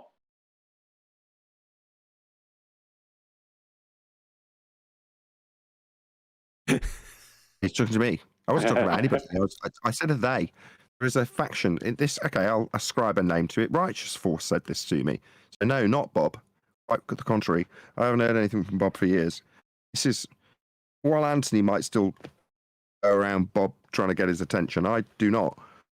What I do is react to people who put this in front of me. And in this case, it was Righteous Force who put it in front of me. And I'll say the same thing I said to him then, which is go forth and experiment. But that is my way of saying, when you come back to me and say, hey, I've done an experiment. All right, let's see if you started with the experiment. What's the observed phenomena? Out comes the pink writing at that point, when I, with a very nice wry smile, say, go forth and experiment. Do I mean that? No. Am I going to start with the thing that I'm going to assess it on when they come back, which is IVDV, please? I'd like to second that. It's not Bob that's doing this. There's a group of people in Discord, Righteous being one, and I can't remember. It was either before the last Ballbusters or a Tuesday show. I was just sat in the other chat for a bit, and one of the guys were quizzing me on exactly this, presenting Zach's helium balloons wired up to a Van de Graaff and saying, look, this proves it. What we've got there is a phenomena within the apparatus again. I don't know what it shows. It shows if you have helium balloons wired up to a Van de Graaff generator with an electric cable connecting the two. It moves when you turn it on, is the only thing I can say. And that's what I'm saying. To take something forward, you've got to be able to isolate stuff. There's so much in that isn't what's causing that effect within the apparatus. Yeah, rescue. You like words that? Right there. Yeah. Effect, you say. Effect, you say. Within... So let's just role play this, Adam. I'm not digging at you. You know where I'm going. So at this point, when that's presented, Adam's now presenting it, even though it's been presented to him. He's just fallen into that position, unfortunate for him. So what's the observed phenomena then in this instance? That's the point I was saying. You can see the apparatus change. but you're still not able to distinguish what the phenomena is. Yeah, is it kind of contraction in the balloon? Is it a static change that's affecting dielectric? Is it some kind of plasmarization of some of the helium within the balloon? Is it an induced magnetic effect within the cable between the two? You've got no idea what the effect is and how. All you can see is the balloons moved. And so fundamentally, that's still something like balls in a shed that you're conjuring up within the apparatus and then trying to stick your already presupposed theory that isn't related to the effect. You're kind of trying to squish the two together. And that then forces you into defining within that apparatus what's going off, even though that's not demonstrable. Precisely. And that's what Anthony's doing. Tongue in cheek, Anthony's not trying to validate any experimentation when he shoves a battery into it. He's just highlighting that point, saying, you know, while I'm not advocating for this position, is my experiment, in quotes. You know, he should have hammed it up a bit more to make that clear, in my opinion. But, you know, he's not got a valid setup anymore. But if the opponent's saying, oh, no, there's an electrical force that's overriding and causing this, okay, well, let's pump up the volume on that and see what happens. Okay, Anthony's showing that he can seemingly do it and cause no effect. You could easily rip that to shreds. That isn't the purpose. Anthony's not trying to validate that. He's just saying to the people who say that there's an overriding, underlying, whatever you want to describe it as, effect that's causing the effect he induced when he varied the density. Well then, okay, first show us the effect you're describing in nature. If that isn't the effects that we see in nature, i.e. some things do go up, some things do remain neutral, and some things do go down. If you start with the presupposition that it's all going down, then, you know, you're going to be pummeled from step one of the method that you're trying to employ. We won't even get to your apparatus to see if it's valid at that stage. That's the point Adam's making, and I totally agree.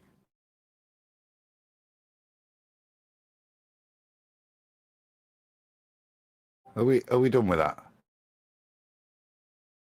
Yeah, other than a question for Quantum Eraser, you hanging around Gem Panda's server a lot, or what? What's going on?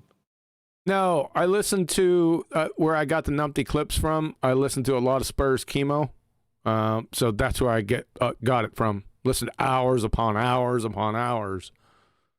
Right, I'm not doing that anymore.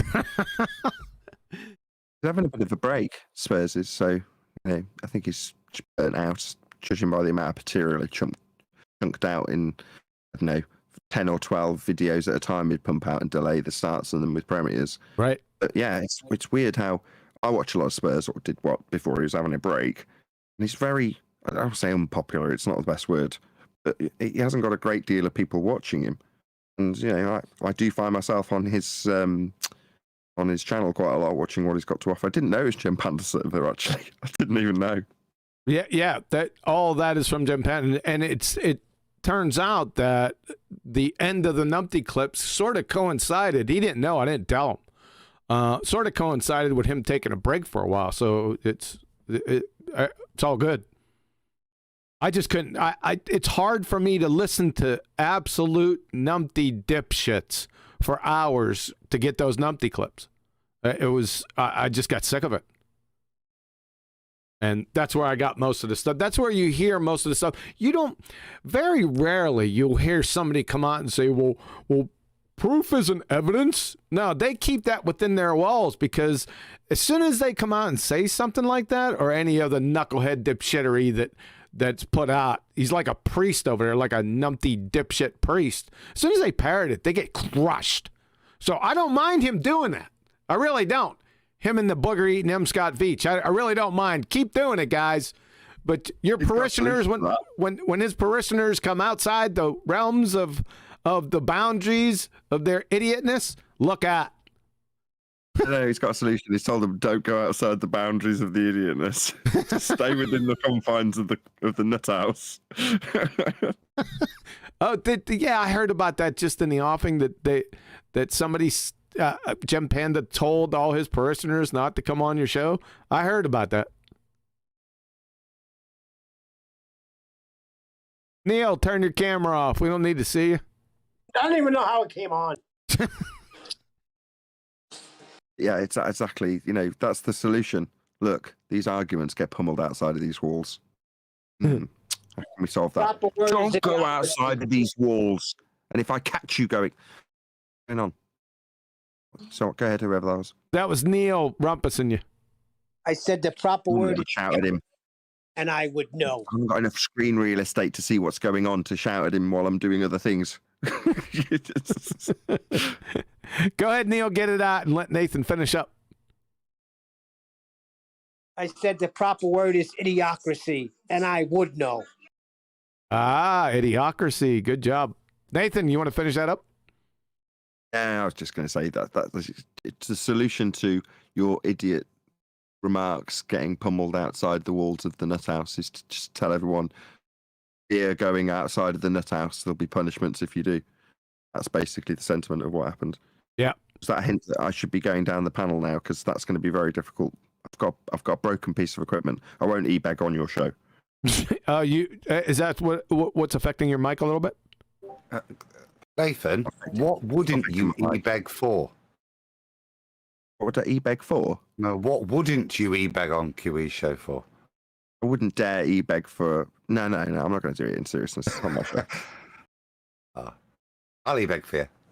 No, don't, please. Don't. This is just going to leave a bitter taste in my mouth, even if you do it. It's not my show. Okay.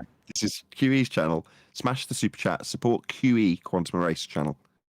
Unless this is on a re-up on my channel, in which case, beneath this video... No, I'm only joking. I did. That was really good. I liked it. Yeah. No, you can do it, man. I don't mind. I've spent all week e-begging. If people from my channel aren't aware why I'm poor at the moment, then there's no point in reiterating on your show. I'm poor at the moment. I'm asking people to smash the PayPal link because I've got an incoming bill for a broken projector. That's it. I won't say any more than that. It was as concise as I can make it. I do too. It's for a bow. Bow? Yeah, a bow. Yeah. You're only allowed to e-beg for things that are directly related to your functionality as a producer of, in this case, Ballbusters. Who made that rule? No, it's just morally. I mean, I could e-beg to get the kids a new bed. That's one of the things on the list, I could e-beg for that, but I won't. Is there some type of etiquette that I'm missing? Yes, there's a certain etiquette to e-begging. In other words, if you're going to e-beg for something, you need to have at least justification that without this, it would affect your viewership of my show.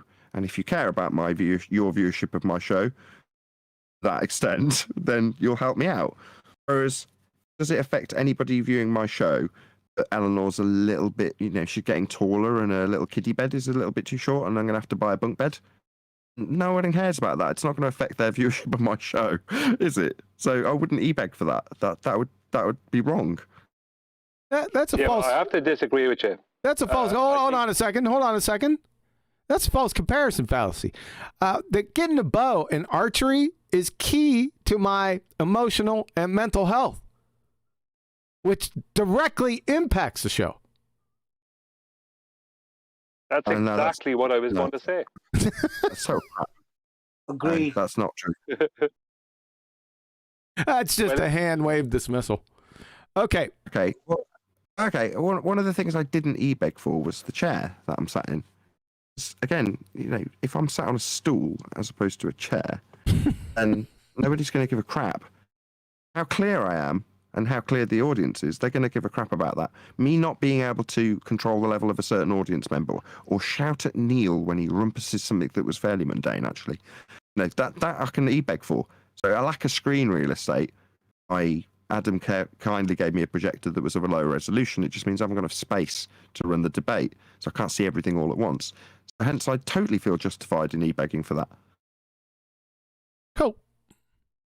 Notice how this has now turned into me e-begging for people to hit a PayPal link that it doesn't exist on this show. Yes, it's pretty twisted. That's okay, man. We can roll with it. Go ahead. Do you want me to do because you have some issues? Do you want me to go through? I can take charge of this. If you would, just because it's difficult without having lots of screen real estate. Yes, please. If you can take people off Yeah, I'll join in if they need berating. Before you do, you mentioned at the beginning, Nath, about you're going to need a sphere for that. There was a bit more in that video. Mitchell sent me some bits and bobs because they're having a dig at them. As far as I can see, they appear to be making a claim of, and this is one of the things, measuring the R value, which is very interesting. I don't know if you've seen it or analysed it, anyone. It's quite an interesting claim, littered with errors, as you'll see in assumptions. I don't know if you've seen it. They're basically deriving R, and they proudly announce it as 6499.7 kilometers, a 2% error on the known value. I saw it. Sorry for the noise. Yeah, I saw it. It was shared with me by the person who made it.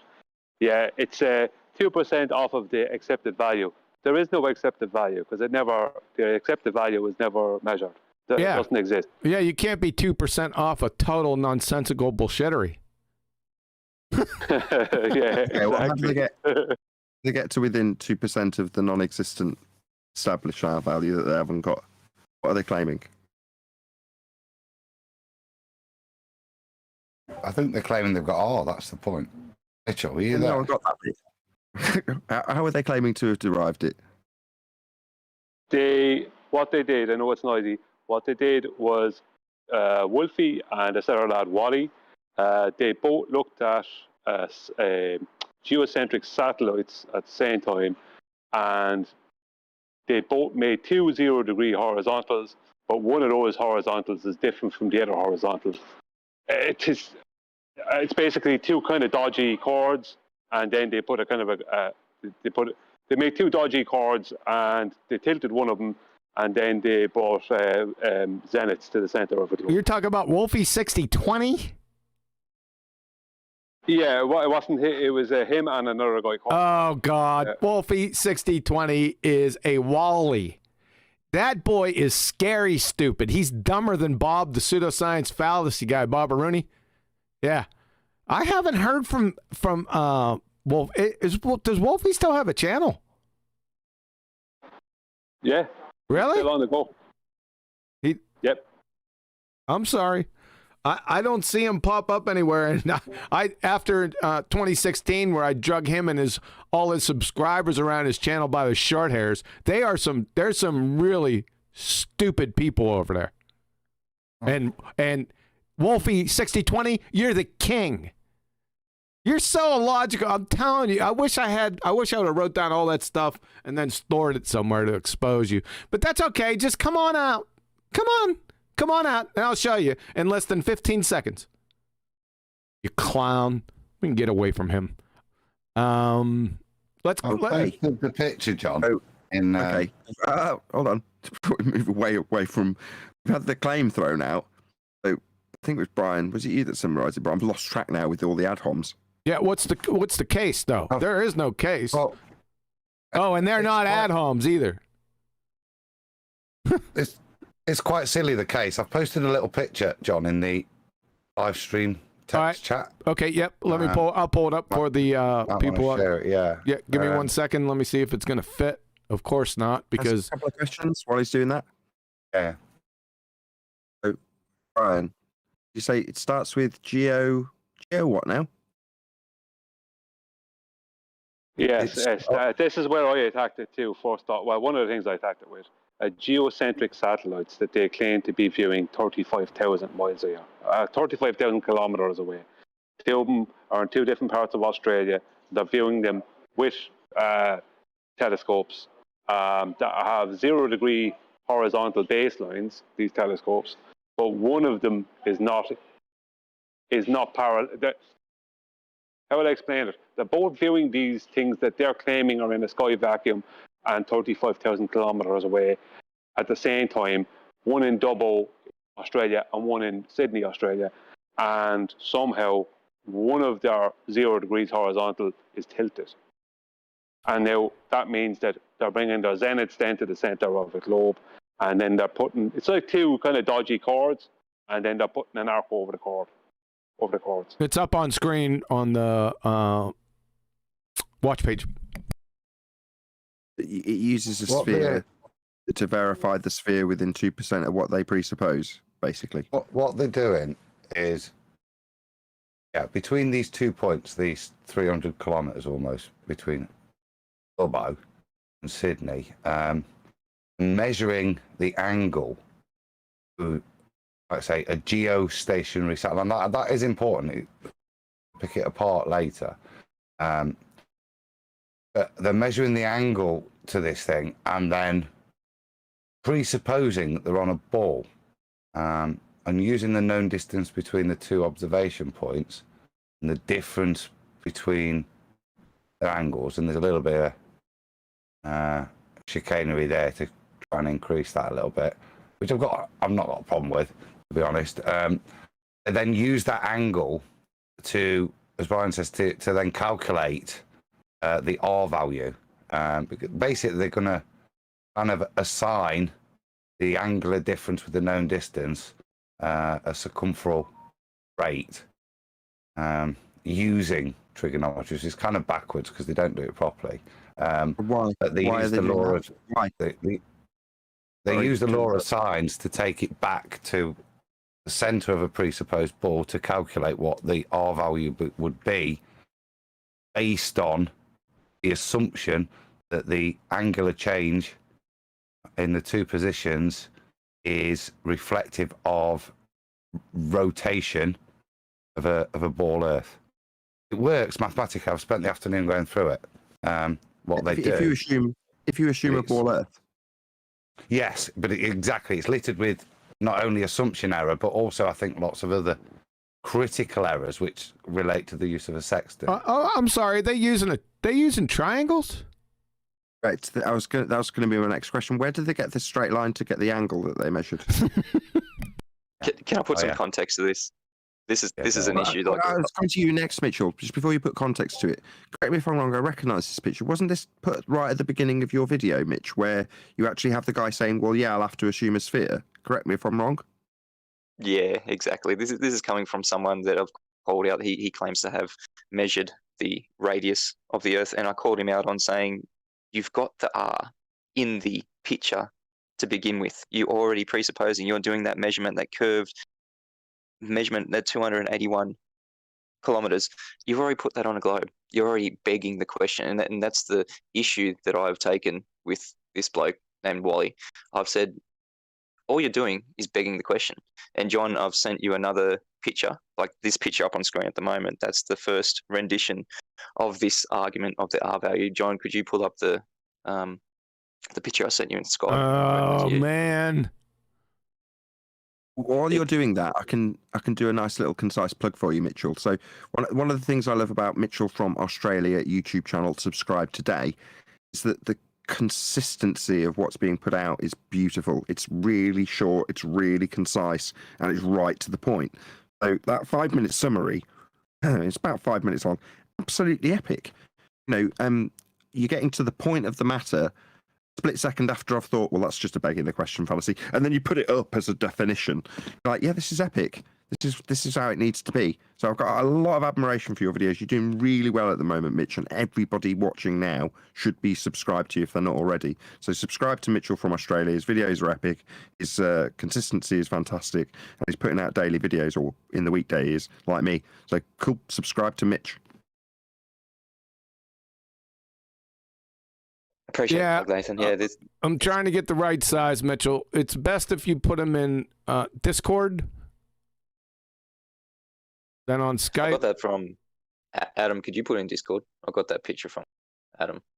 Wait a second. I think I might have it. Hold on a second. Is that good? It's issues like this that are really triggering for the Globe Believers, because obviously I get a lot of trolls on my channel, and that's not something that everyone likes, but I enjoy it because it exposes. I think we're good, Mitchell. It's up on the live stream? Yes. Because it's through getting trolls on channels that I can expose people for their arguments for what is really going on. So yeah, it's up on the live stream right now. So this is the second rendition now of. Sorry, I put the kids coming in. This is the second rendition of, like, after I've called them out for begging the question, putting that curved line on a globe. This is what he's come up with now. So he's still got the lines to the presupposed spherical Earth, but he hasn't got the spherical Earth anymore. He's got the horizontal lines. And this is the second rendition of what he's trying to prove, the radius value, the R value, because I'm saying you can't prove the radius value without first presupposing that it's on a ball, presupposing you've got the R value to begin with. And this is the second rendition. So what have we got there? So it is still, he's done this with two, he calls them uber sextants. And that just, the argument falls over from there, because if you are claiming that you are using something like an angle measuring device, they're using telescopes in this instance, you've got a flat baseline. And that's exactly what they're showing. I've forced them to show that you have to have that flat baseline, the horizontal line. And now their argument is that they have two differing elevation angles for their two different horizontal lines here. They're clowns! This took me a while to work through this, Mitchell. There's a bit of bullshittery and subdiffusion, sleight of hand, shall we say. So, see, they've brought this frame shift correction stuff in, which does make sense because they're viewing a geostationary satellite, apparently. Oh, they are? From two different locations that aren't quite in alignment. So this bit makes sense, and I can understand how they get to it. But the number you've got, look, is the 2.4149, which is the difference in the angle between the two things. And they seem to then draw this blue line, Mitchell, as if this to this little arrow is what they're doing. If you read here, look, isosceles triangle, base of 281.91 kilometers, angle of 25979. Here, this is the line that's the base of the isosceles triangle, this sagitta, in effect, that they're creating between Dubbo and Sydney. Okay, so which means technically this is incorrect, as Brian would attest, because it's the curved surface that's 281.91, not the sagitta line. But anyway, point is the triangle, this is the base. The apex of the triangle is the center of the Earth. So that's, none of this little shenanigans here is what they used the calculations for in the previous thing. So why they've done this is to try and go over that ridiculum that they pretended they've got these two horizontal lines, and they're making them horizontal because they're doing the angle adjustment, which is supposedly the amount of rotation, which is why they then take that angle and stick it at the center of the Earth, make it the amount of rotation, which will then be expressed. This is how they're going to calculate R, fundamentally, you see, that relationship between the circumferential distance and the angle that the amount of distance creates on a sphere. That's what the sine calculations they do on the previous ones is doing, you see. So yeah, this is a bit naughty. Took me a while. It's implying stuff's going off here and calculating here. It isn't. All they're saying here is they're turning what, because you've got two tangents basically. So they're turning this tangent, and they're saying they're having to turn it 2.59 degrees to create this triangle that they've taken off a flat surface. It's farcical, but yeah, they're then taking it back and applying that angle to be the angle from the centre of the Earth between Dubbo and Sydney, and that's how they then backwork it. This requires that they beg the question twice. Yeah, to the same conclusion. Exactly. They're still begging the question. While he's going to say this, while you're still begging the question, mate, you can't derive R without first begging the question you've got R to derive. Right, the triangle to the centre of a presupposed what now? Yeah.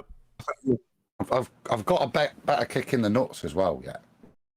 Because I want them to have a geostationary satellite. I was going to bring Brian back in on this. Go ahead, sorry. Yeah. Yeah, no, let Brian explain it, because he knows details better than me. This is just the numbers, the consequence of it being a geostationary satellite.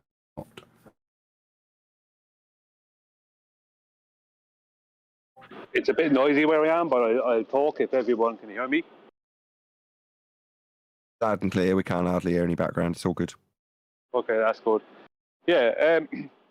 Well, basically, they made 2 0 degrees horizontals, 2 absolute horizontals for their telescopes, and then they claimed one of those horizontals wasn't horizontal, and that's the basics of it. There's no geometric measurement of the Earth.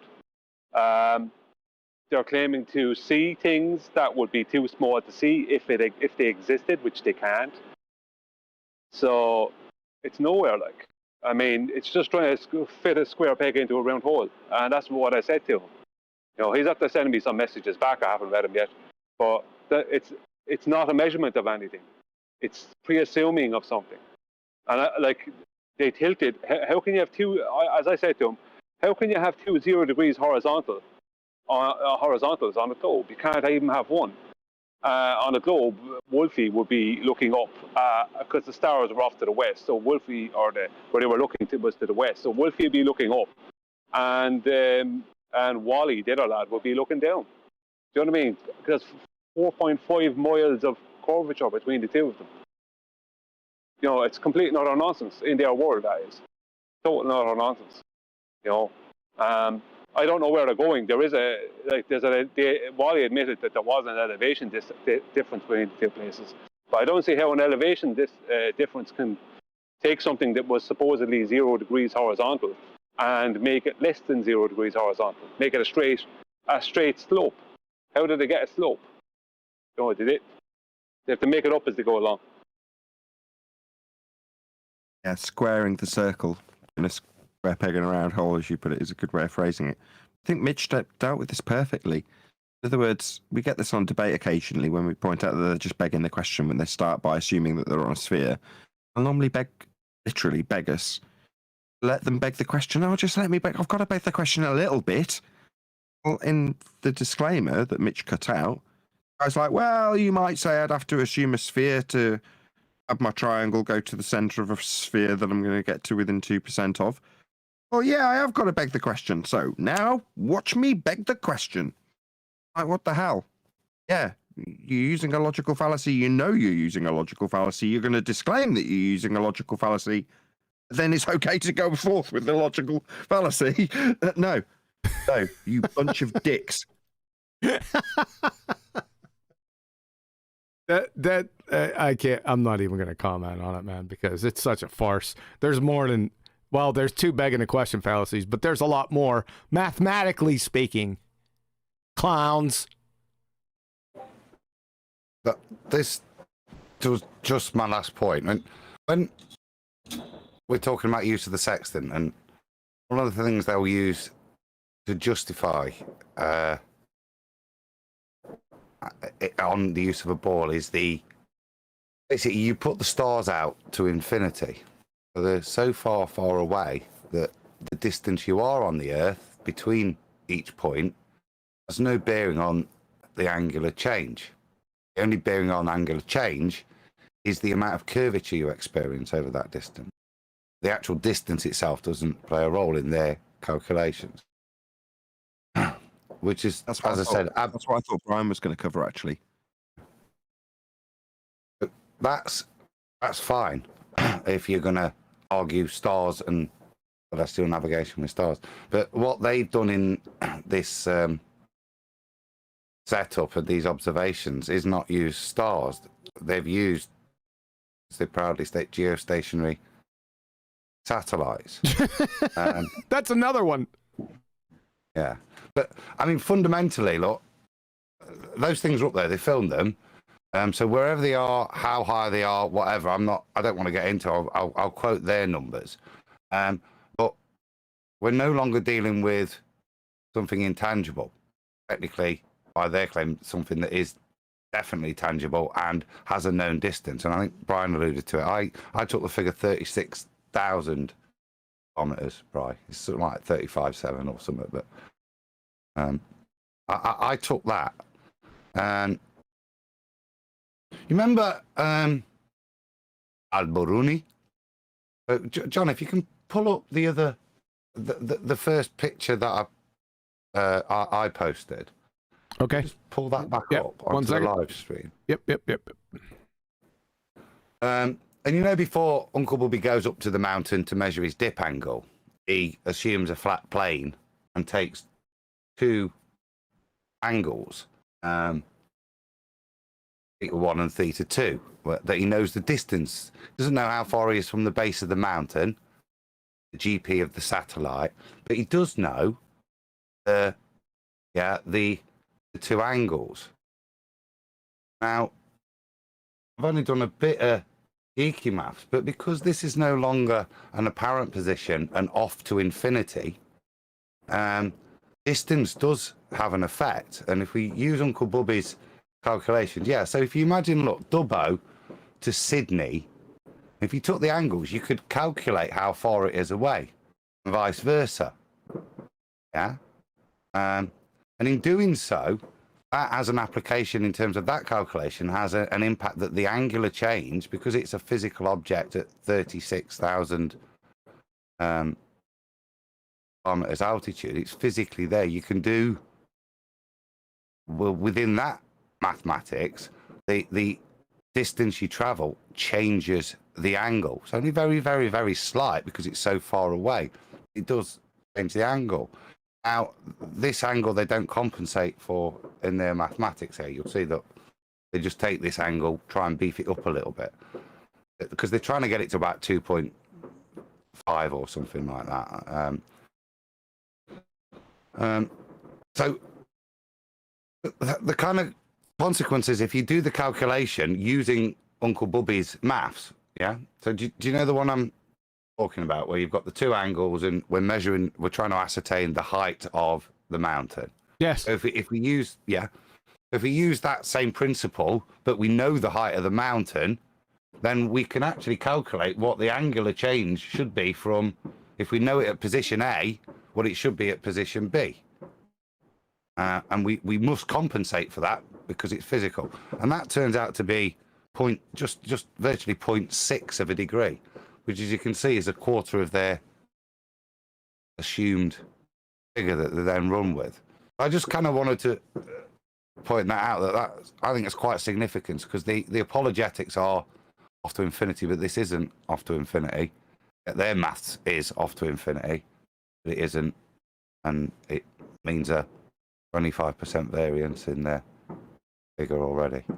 Yep. Don't know what that does to the R value. I've not calculated that, but there you go. That was the thing that I thought Brian was going to cover when I said, geostationary, eh? Because when they move the angle that you're actually measuring, which is your point with the Al-Biruni frame one, I'm not looking at the live stream, but whichever one shows him measuring the height of the mountain on a flat plane, and then uses that to then make a justification of a presupposed R, well, that's their first begging the question fallacy. But when they do it the second time, that is to say they move the angle from the actual angle that they're measuring and they show in that Muppet Vision view that I did have a look at a second ago, and they move the angle down to the centre of a presupposed spherical Earth, they have to put the stars at an infinite distance to stop the balls up that will occur if they're at a fixed distance. So they're just pushed off to infinity to stop that error. In this case, as soon as he said geostationary, I'm like, whoa, hold on a second. When you move your presupposed angle measurement to the center of a presupposed spherical Earth, you've got to have infinite stars. How much of a difference does that make to that tiny little angle that they're justifying between those two locations? You said it's a quarter of that value. That was the bit I was waiting for. Yeah. I've posted the Uncle Bubby. I just pulled it up. You got it anyway. Cool. I was already on it when you guys were talking, so I pulled Al-Biruni's method up there. Yeah, so I kind of backworked that. So I had height as 36,000 kilometers, and 281 miles as the distance between the known angle of 34 degrees and what it would then be at let's see a what distance of 281 away, which was the calculated angle tan theta. So yeah, that worked out to be 33.313. When then you subtract that from the other one, it turned out to be 0.6 degree. So hold on a second. Hold on. Let me pull that one up, Adam. Turns out to be point what? I missed the last bit. 0.5744 of a degree. These numbers are subject to slight change. There might be because they've used a slightly different alpha, I think. And the difference is approximately 25%. Did you say? Yeah. Any error I'd stand by would be negligible, so I'd stand by the 0.6 of a degree of okay. So if notwithstanding Brian's overriding point, which is when it's not a sagittar, I've forgotten the word. Is it a sagittar that they're drawing across? Yeah, that's the bottom of their isosceles triangle. Yeah. Right, the top of it when it's reversed down to the centre of a presupposed spherical Earth. Okay. Notwithstanding Brian's point, Nathan, it would be, wouldn't it? It'd be a CORD. You said sagittar earlier. Did you say sagittar? Sagittar is the way. That's because I was doing some calculation there. So that's where you calculate the apex height of the chord that you create. But yeah. So sorry for being misleading. I was trying to calculate what the actual distance would be, you see, across that chord. So no, ignore me. It's a chord that they're creating. No, that's perfect. That's perfect because I can just back Brian's point, which is to say that when you're taking that top of the triangle now with the other 2 points, the other point being at the centre of a presupposed spherical Earth, it doesn't match the arc length over the top of it. That chord length, they're deriving that, doesn't give you the same value when you've got the actual arc over the top, the curve of the spherical Earth they're assuming in the first place to get a centre of it. Well, that's suddenly missing. It's got a flat top to it, right, Brian? Further to that, the distance they're measuring is prone to a 25% or there or thereabouts. Disclaimer. Error on account of the fact that their measurements. I can't summarise your point. It took about 3 minutes to actually sum it up a minute ago, Adam. So the measurements aren't subject to just rotation or effect of curvature, because what they're not measuring is stars, which are off into infinity in their model. They're measuring something that's a known distance away of 36,000 kilometers, of which that distance is, even as big as it is significantly small enough to have an impact on the angular measurement, even if you're assuming you're on a ball. That's perfect. Therefore, at this point, full stop, we've debunked it for the initial premises, which was highlighted by Mitch in the first place. They need to beg the question and assume they're standing on a spherical surface to derive any of these nonsense chords that don't match the arc lengths and have a geostationary satellite utilization, when in fact, to beg the question in the first place, you must push the distance out to infinity for those stars, which you're not doing, giving you a 25% error. So it's a complete balls up. I mean, it's a complete sham. One more point. One more last point. They can't even measure the angle on a globe. To make any of these claims requires that they take two straight lines, which they haven't got. Brilliant. That's awesome. That's not to say don't stop trying. This is the second rendition. Do you want to go for a third rendition, Wally and co? It's giving us a lot of great content, because it's just showing the length that you're trying to go to measure or calculate the R value. It is not obtainable. But keep trying. If you do keep trying and your starting point is to beg the question, don't waste my time with that shite. Obviously, Mitch is encouraging that. But if you're going to beg the question, you'll just get bitch slapped off your presupposed spherical Earth before you've even got past the first breath. You know what? His intention was to come on your show and actually present this for the 3 Bitcoin. Oh, so Wally, really? I'd advise against that. Oh, really? This is Wally. Wally, if you'd have come with this shite, you'd have been, quote, bitch slapped off your presupposed spherical Earth before you got past the first breath. Once again, I'm not discouraging that. Sorry, Mitch. I was going to say, Mitch, I think in your video, didn't he get up to claiming 9 Bitcoins with different ways, let's say within this, of proving his ball? Yeah, he's adding on some Bitcoins. He's got some other things in the video, but we don't need to go into that. The bottom line is they're desperately trying to show us that they have an R value. But in the first instance, they are begging R to begin with. In every single claim that they think they can measure the R value, they can calculate an R value, they just beg the question. That's what Nathan is highlighting right here. But once again, I'm not discouraging Wally, please go to the flat earth debate and just see what happens. Try and claim the 3 Bitcoin that you think you're owed and see what happens. Just to give a little clarity to that. There isn't a case that you'll come to me for Bitcoin. I haven't got a pot to piss in, right? DITRH has offered with terms 2 Bitcoin, I believe it is, if you can present sphere Earth proof.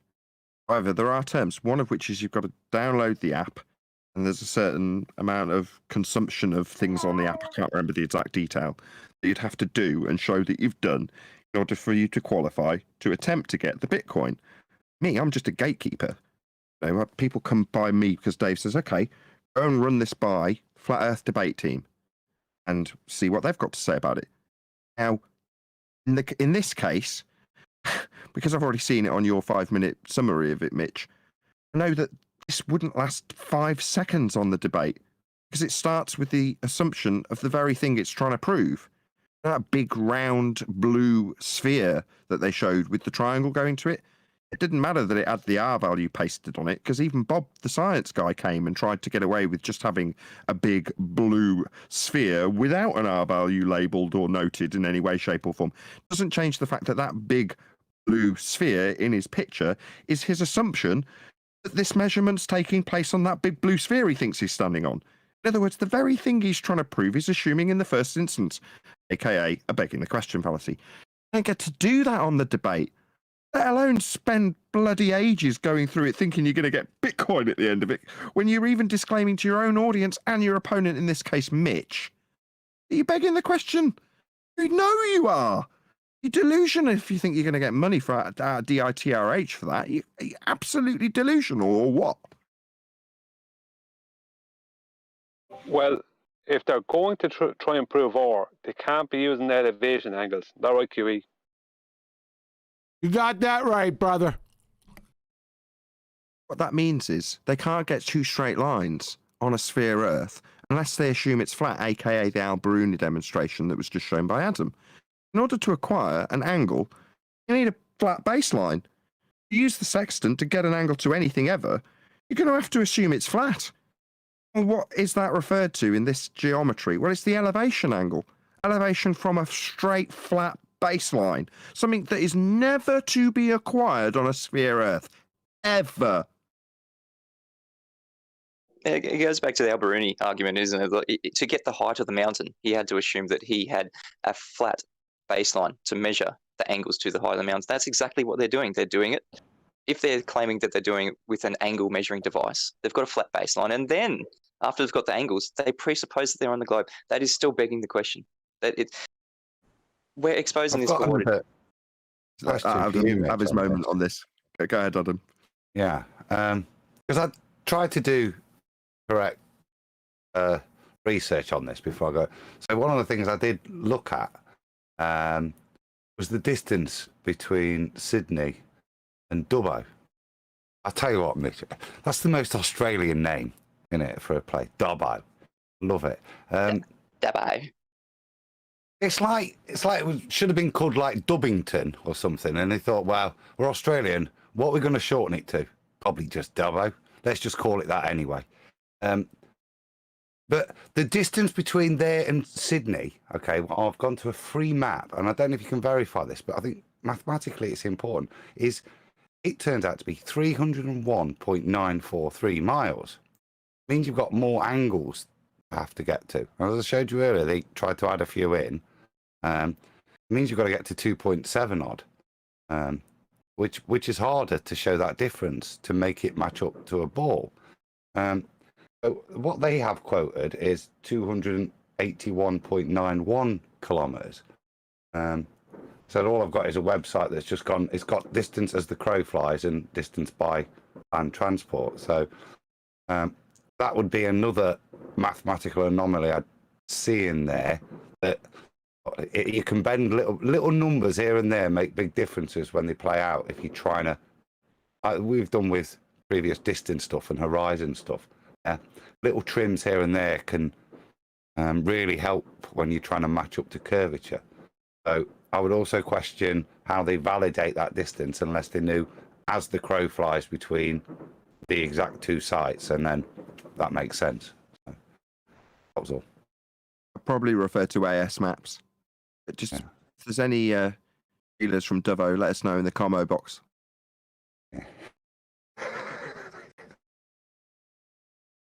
I got that. I have to say that the video that Mitch is speaking about from the lad Wally, it was a. He's normally I don't find the lad very bad to deal with. He's normally pretty good to deal with, but that video was a little bit. It was like claiming victory before any race even started. It's pretty kind of arrogant a little bit, and the things that he's claiming he should get Bitcoin for as kind of a joke in the video. It's just like no. I think they're just not living in the reality that we're in. That's the problem. Well, I've got more, actually. Impossibilities. Now, Brian, you said they claim it's at 36,000 kilometers away. Right? And the guys... 35. Go on. Yeah. Yeah. And the two guys...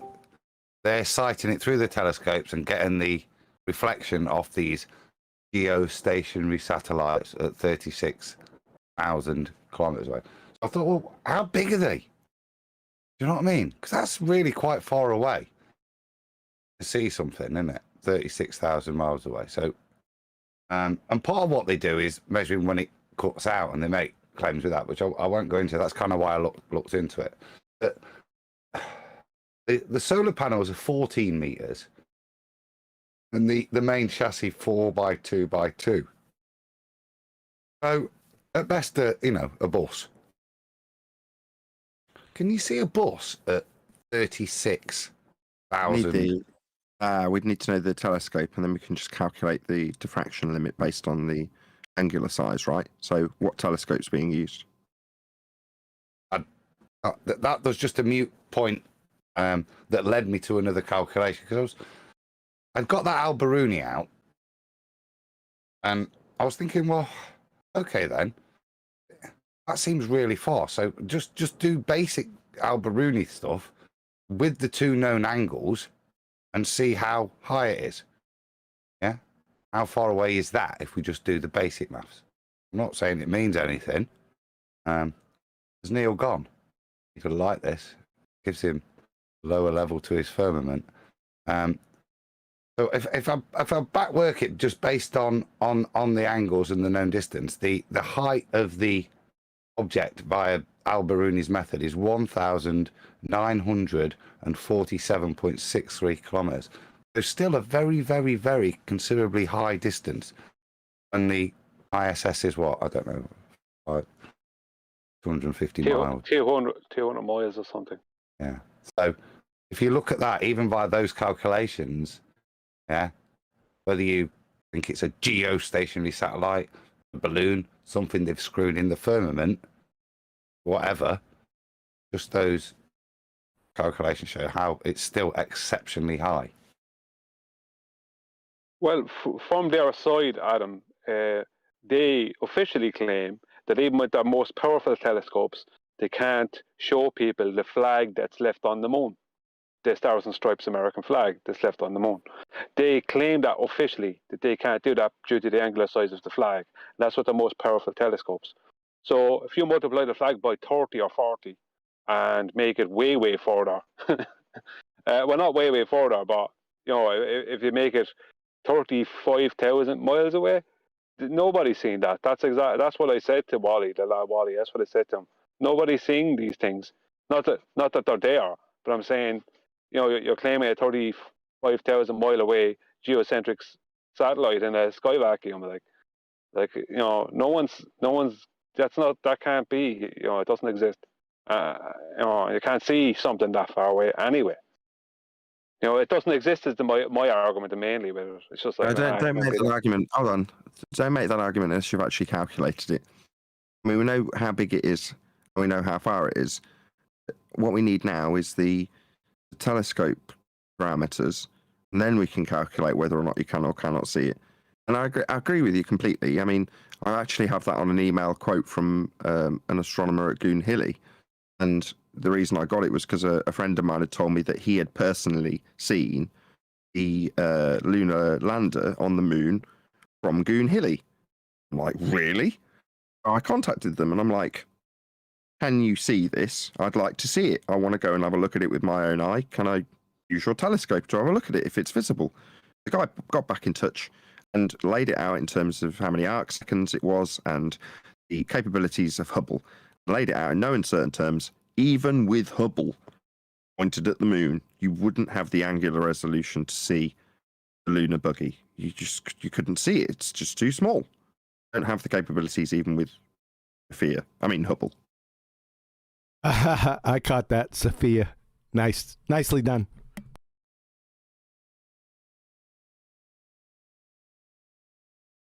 We don't know. We don't know what the telescope they're using is. They might come back and say, ha ha ha, you said we wouldn't be able to see it. It's too small. Well, actually, dun dun dun, look at this giant observatory.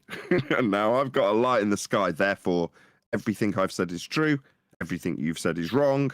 And I've proved it just because I can show a little dot in my magical, massive observatory, which they might very well be using for all you know. On the other hand, this might be well worth looking into to make the claim after the fact if we look at the angular resolution of the telescope versus the size and distance they're claiming.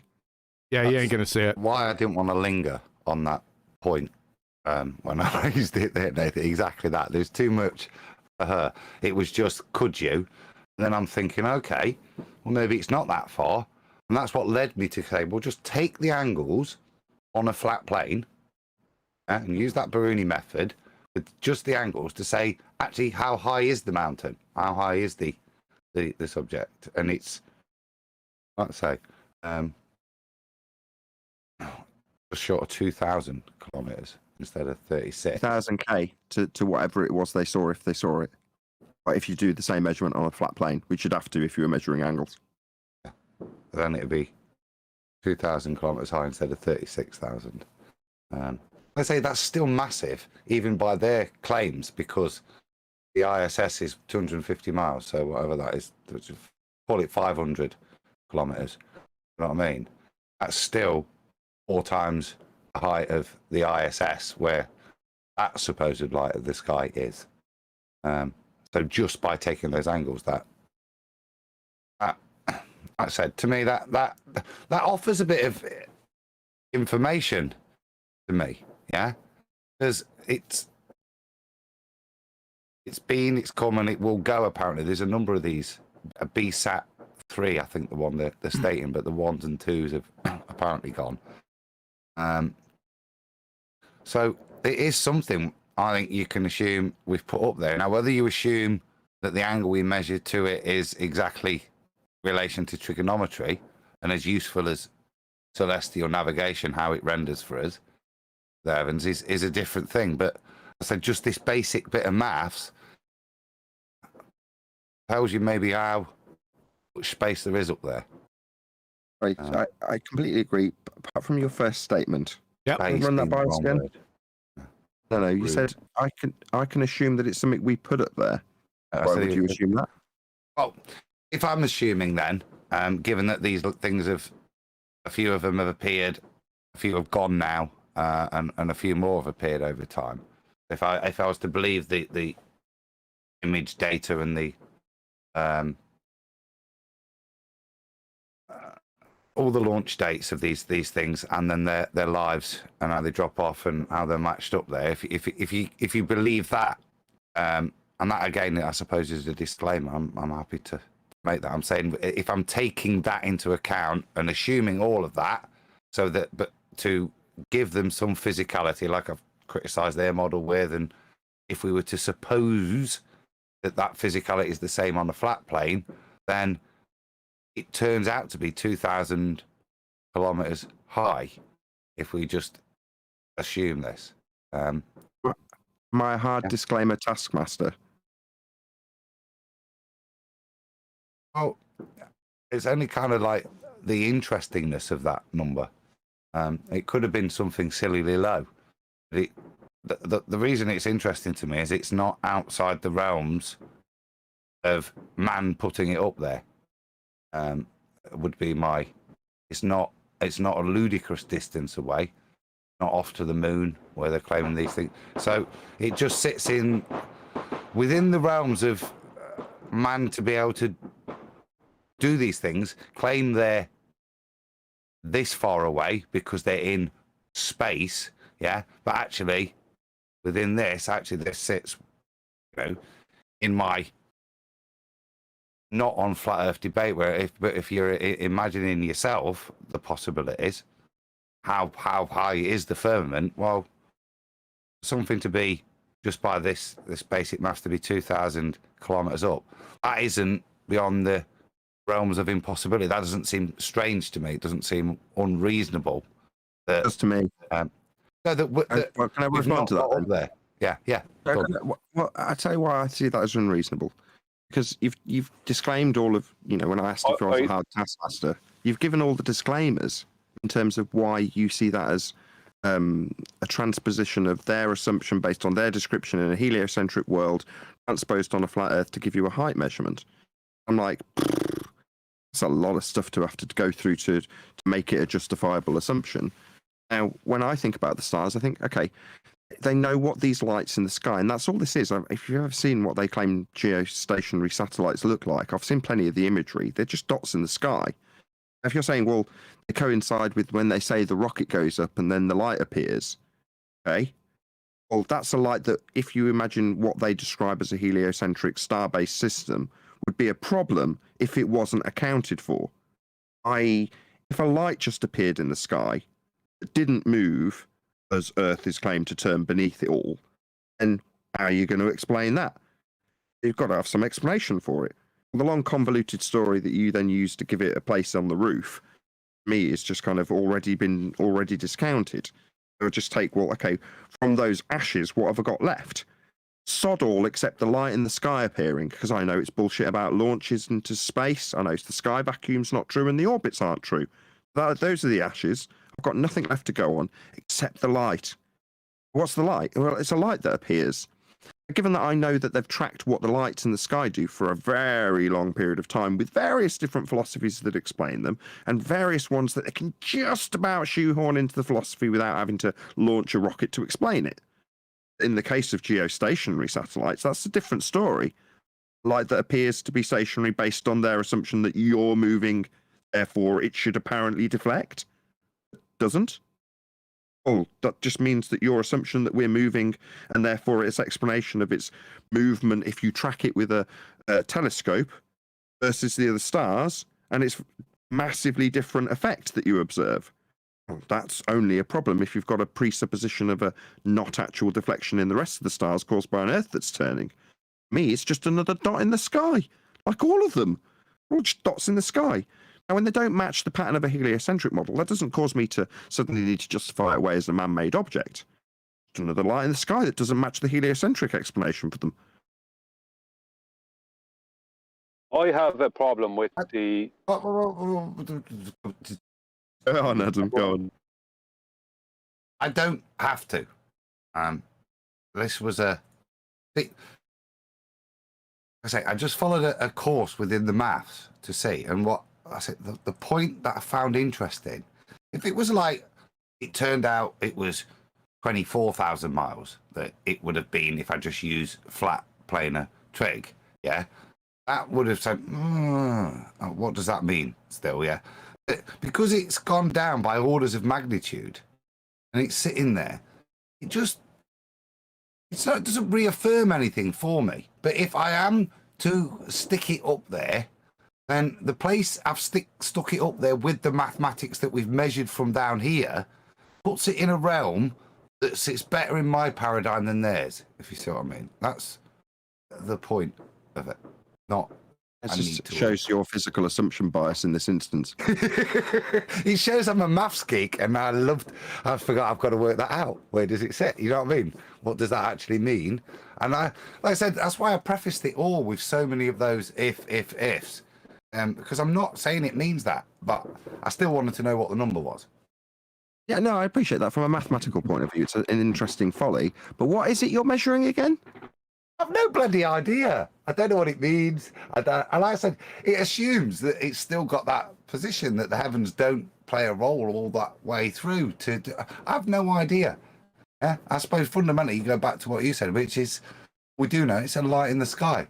Maybe it's one they've turned on. Maybe it's one that's been there but never reported before. I don't even know that. Yeah, when you look at this thing, there's not fantastic documentation to prove when these things there. All you've got is their 5 satellites, you know, that they're showing on this thing or that they claim are. So, yeah, like I said, just. I love it, Adam. I love it because it shows the audience right now how, and I don't mean this to demean you in any way, shape, or form, although it might be taken that way, how there are certain ingrained principles that you will naturally apply because of a heliocentric worldview that you've had throughout the majority of your life. Therefore, in this case, physical assumption bias, just for a bit of an interesting maths folly, you know, your brain is focused on the interesting part that you like, which is the maths bit. Yeah. Therefore, the other bits can just flow into a series of presuppositions that are, let's be honest, based on the original hardwiring of a heliocentric model. When you decide that it's something that you're going to even tell us, you literally worded it as though, well, it could be something someone sent up. Therefore, I can measure it. Yay. Right. But I'm hoping to expand out the audience's mind in this regard, especially with the lights in the sky, because they're the most fascinating bit of whatever we talk about. They've got the most mystery about them. The sun, the moon, the stars, the whole lot. Well, when you start pigeonholing certain lights in the sky as having certain attributes, you're like, why am I doing that again? It doesn't sit nicely with me. Now, I tried to do this with the ISS. The ISS is a bit more difficult because it's gone that much further in terms of the bullshit that surrounds it. You hardwired effect with both anti-flat earthers, flat earthers, and globe normies. It's difficult to get around. When you talk about a geostationary satellite, or geosynchronous, I think they prefer to use now. Geostationary doesn't conjure the right imagery, does it? There's a distinction now in terms of the definitions. I've kept up with this over the last 4 years, in case you can't tell. Anyway, when it comes to those, people are a little bit more detached from them. There's not so much bullshit surrounding them. And if you do look up the actual imagery that amateurs take of them, they're just lights. They're just dots in the sky. Don't move in the same way the rest of the lights. They don't move compared to the rest of them that are moving. And that's basically it. You know, there's no massive difference other than that, what they do. Now, if you haven't got the problem, the very difficult and awkward problem of them having to move at a certain rate with the fact that you're moving, therefore the apparent deflection, well, once you've relinquished that, you're just like, it's another light in the sky. What did the liars say about that light in the sky? Oh, well, they said that they had to launch a rocket up there and now there's a satellite in geosynchronous orbit. All right, okay, orbit and all the rest of the bullshit that you usually lie about. Oh, yeah, right, okay. So we already know it's all lies then because of some of the vernacular that's being used to describe this light in the sky. So I know that's already lies. No, even if some aspects of it I can't debunk, the 90% that I can means that the rest can be discounted without even any consideration anyway. What are we left with? Left with the light in the sky. Why the necessity for the story? Like I've speculated, because it doesn't match the model. Now, well, you could say, well, how did they know it was going to appear? Well, one of the things that I can hold true is that we've known a lot about what the stars do for a very long period of time. And they're very repetitive. They're cyclical in nature.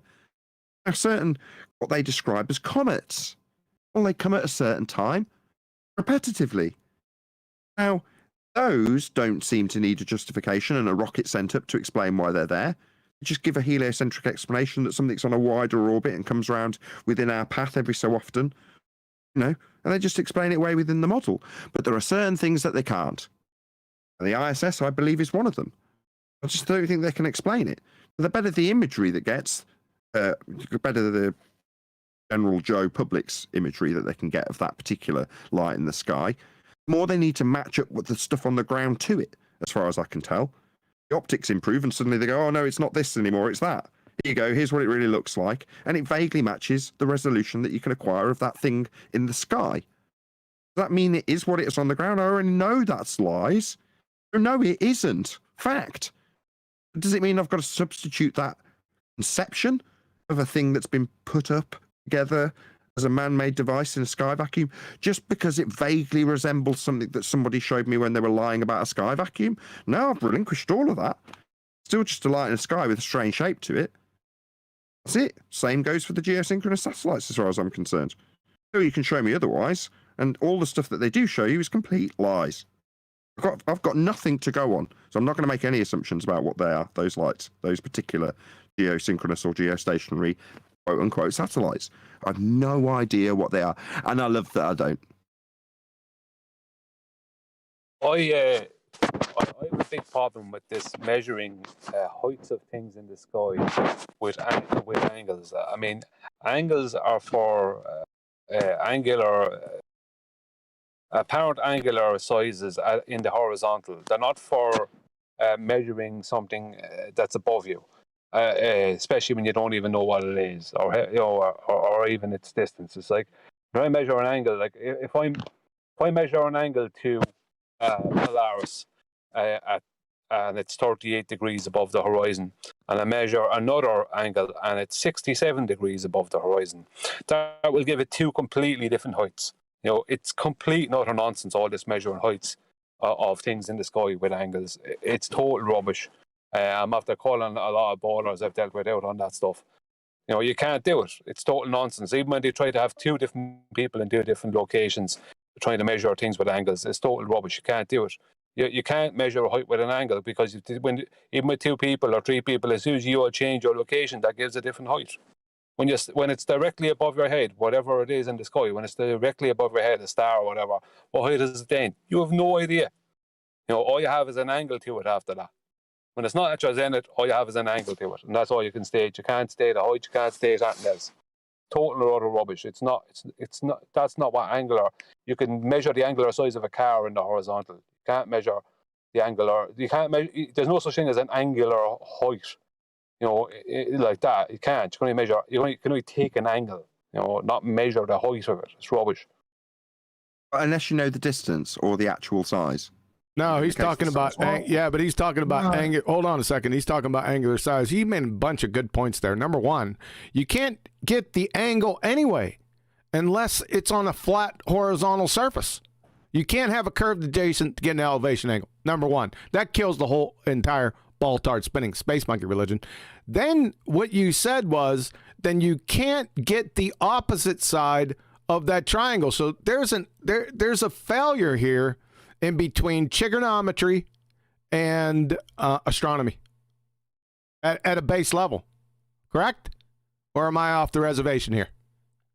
Well, yeah. I mean, how do you determine? As I said, if I'm 38, if I see Polaris at 38 degrees above the horizon, then I move and I see it at 67 degrees above the horizon. Then going by trigonometry, that gives it two completely different heights.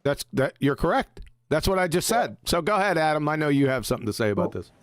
Only to agree with what Brian said, and it kind of goes to the point of what we brought up at the beginning, which people were claiming to Mitchell that they've measured R. No. They've measured angles, right, to lights in the sky. They've then calculated R based on all the stuff we've been through. Good point. Good point. Yep. At no point do you measure the distance with a sextant. You measure an angle. Right. All you measure. You never measure a distance. But still, conceptually, though, with the triangle, let's say, because we're on a flat Earth, right? That has to be flat. You can't have a curved adjacent to get an angle in the first place. So as soon as you say angle, it's already flat, right? Oh, God, yeah. Yeah.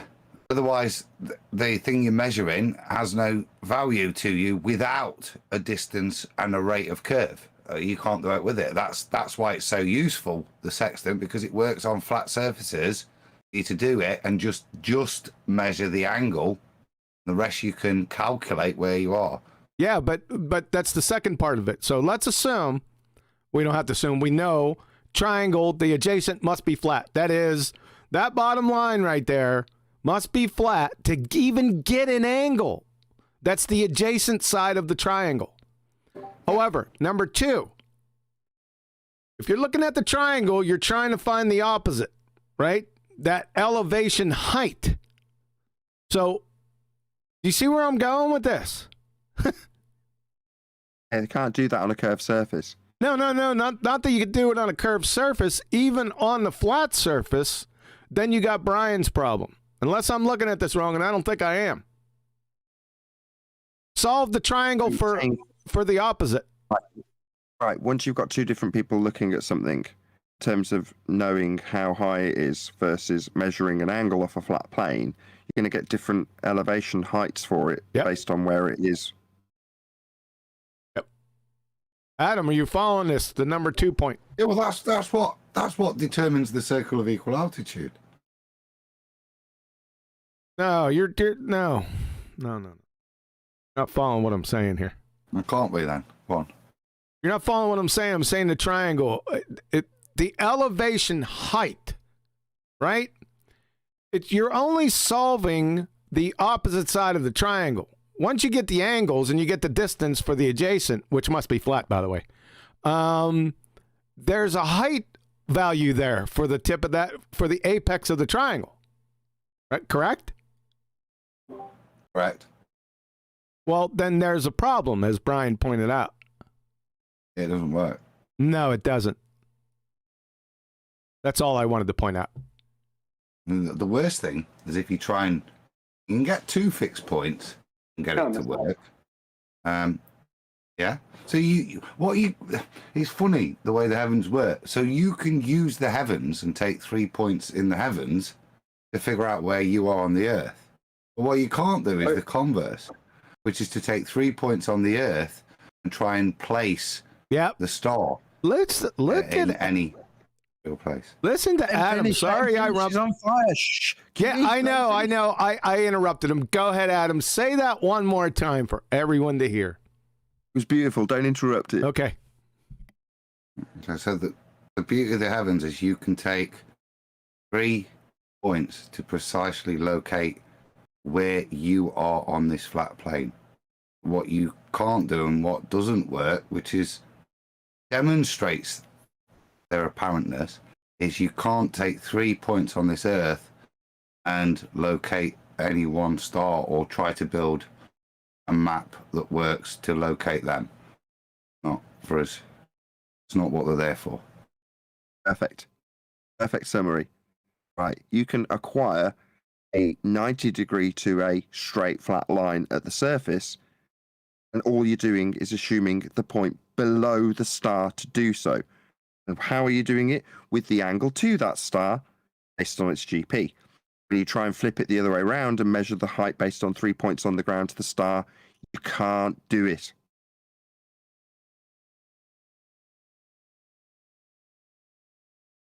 There's something profound in there, folks. If you're listening out there, think about what was just said.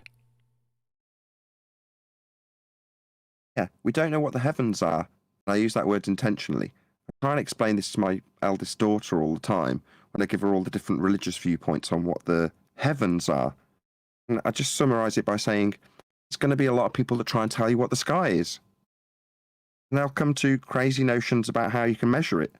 And you can't. Can't measure heaven.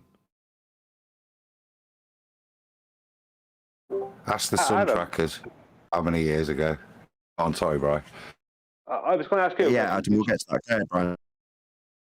Sorry, did you say that we could measure the height of a star with 2 people?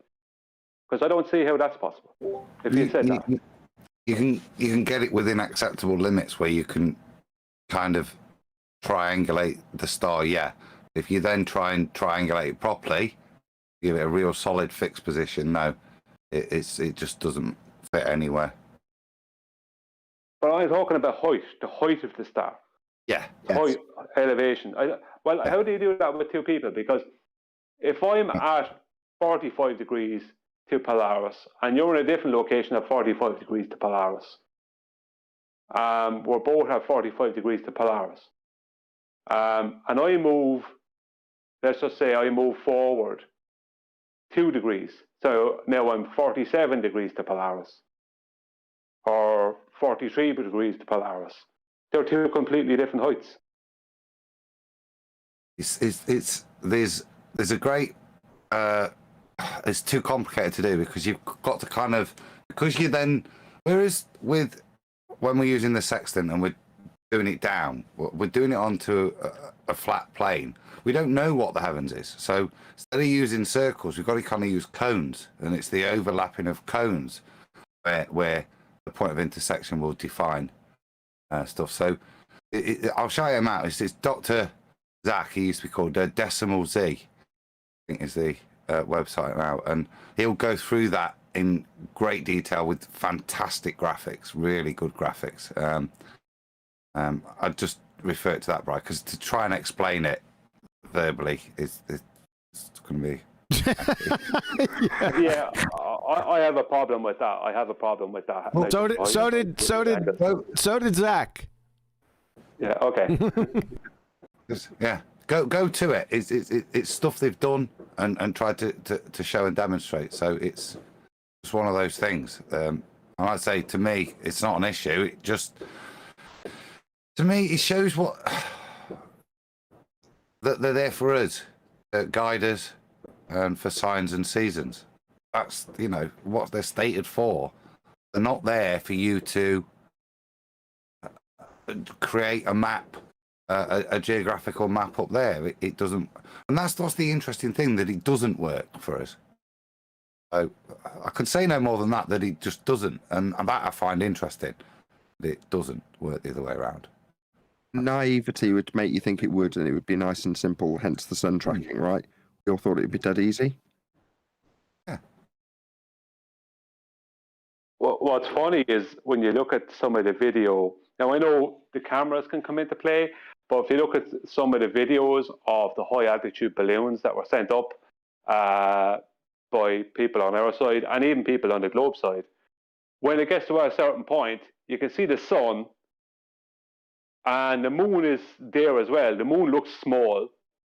The sun looks like a big flashlight, and you can't see anything else.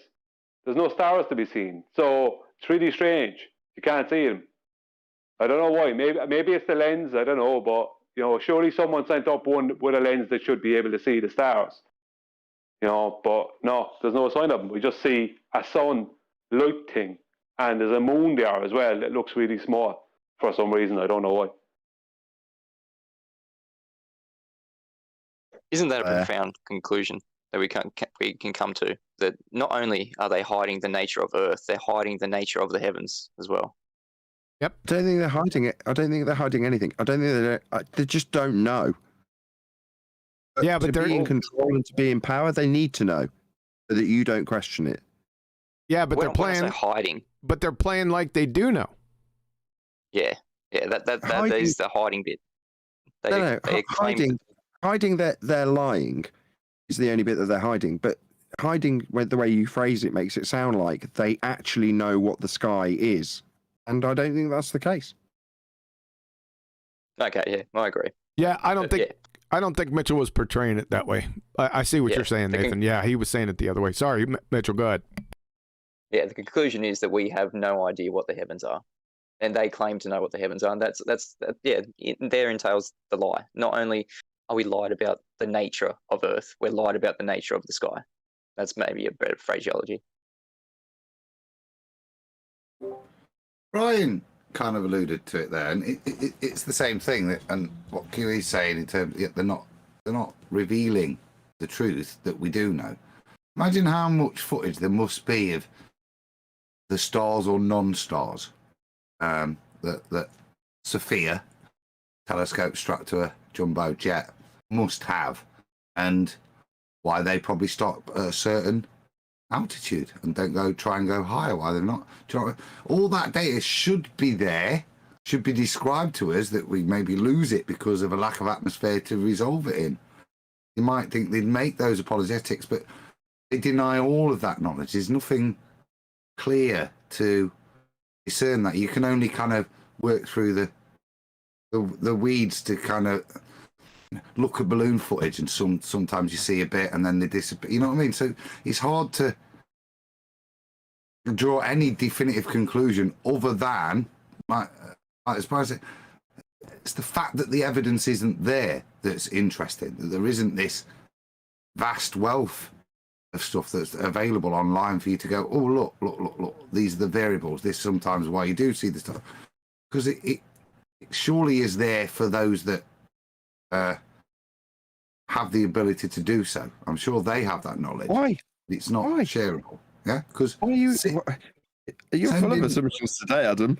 Yeah, well, I'll make the point. I'll clarify that. And flat earthers and school kids have sent balloons up and got little bits of data that we scrat around at and look at to try and guess what the frickin' hell is going on. Yeah, so it's not beyond the wits for me that governments have had stable balloons up there, measured it, seen if there is a distance, and would be able to define, and just on this simple question, whether or not the stars do disappear from view at a certain altitude, which is one of those claims that I can't verify.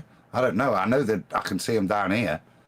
People say, I know the Apollo astronauts said they could see them. They guided the thing with the sextant in their lunar module, you know, but I can't verify any of that. And the point I'm making is there's not anything solid out there, and there really could be, that allows me to have an informed decision on that. Just like I said, school kids and flat earthers and in balloons. I think that's it. I think there was a point in the 40s, 50s, who knows, they got to that point you're describing and realized they couldn't acquire any more. They couldn't go any higher.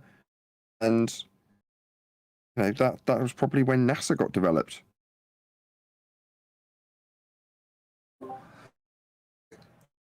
Picture-wise, that's true, isn't it? You've got really ropey 40s, 50s stuff of actual real footage that they, admittedly strapped together to try and make it look a bit spherical, not very round. Only not even more oblate than even Neil deGrasse had claimed. So you've got those old bits of footage as they're going up in the whatever Lockheed things that, the really high altitude jets. They've got those kind of images where they strap together composites of the Earth. And then the next thing, that's it. Everything from then on is it's a NASA based, isn't it, in terms of further exploration. It's controlled by one agency specifically within an agenda that's cinematically based. No longer it's, real discoveries being reported. That's what I'm saying. You can't tell me the US government haven't got hours and hours of balloon footage that would be able to demonstrate this, that they haven't done themselves. Sure, they have. I think what we've got is what we've got in that regard, though. I think that's where we've got what we've already seen, and that's probably the limitation of what they got to at the 50s. And when you listen to Dilly Gill talking about NASA being on the cutting edge of cinematography, and then you look at those 40s images, I know exactly what you're describing, kind of crappy, grainy, high altitude imagery that's then been slapped together after the fact and looks a bit rubbish. But that's the quality of the day, and I completely agree with you in terms of its legitimacy. But then the next thing that comes along is a little bit more polished, but a lot more fake. Stop motion animation of moon landings. You're like, okay, yeah, this looks better than the stuff that came prior to it because of the very low grade technology that was used on those high altitude shots. Because that was the quality of the day. That's what they had to use, and they used it. If you were watching that in the 40s, and then you fast forward to the landings in the late 60s, you'd see a marked improvement in quality. In other words, it seems progressive in terms of what NASA are presenting. It's only retrospectively when you look back now and go, oh my God, Thunderbirds are go.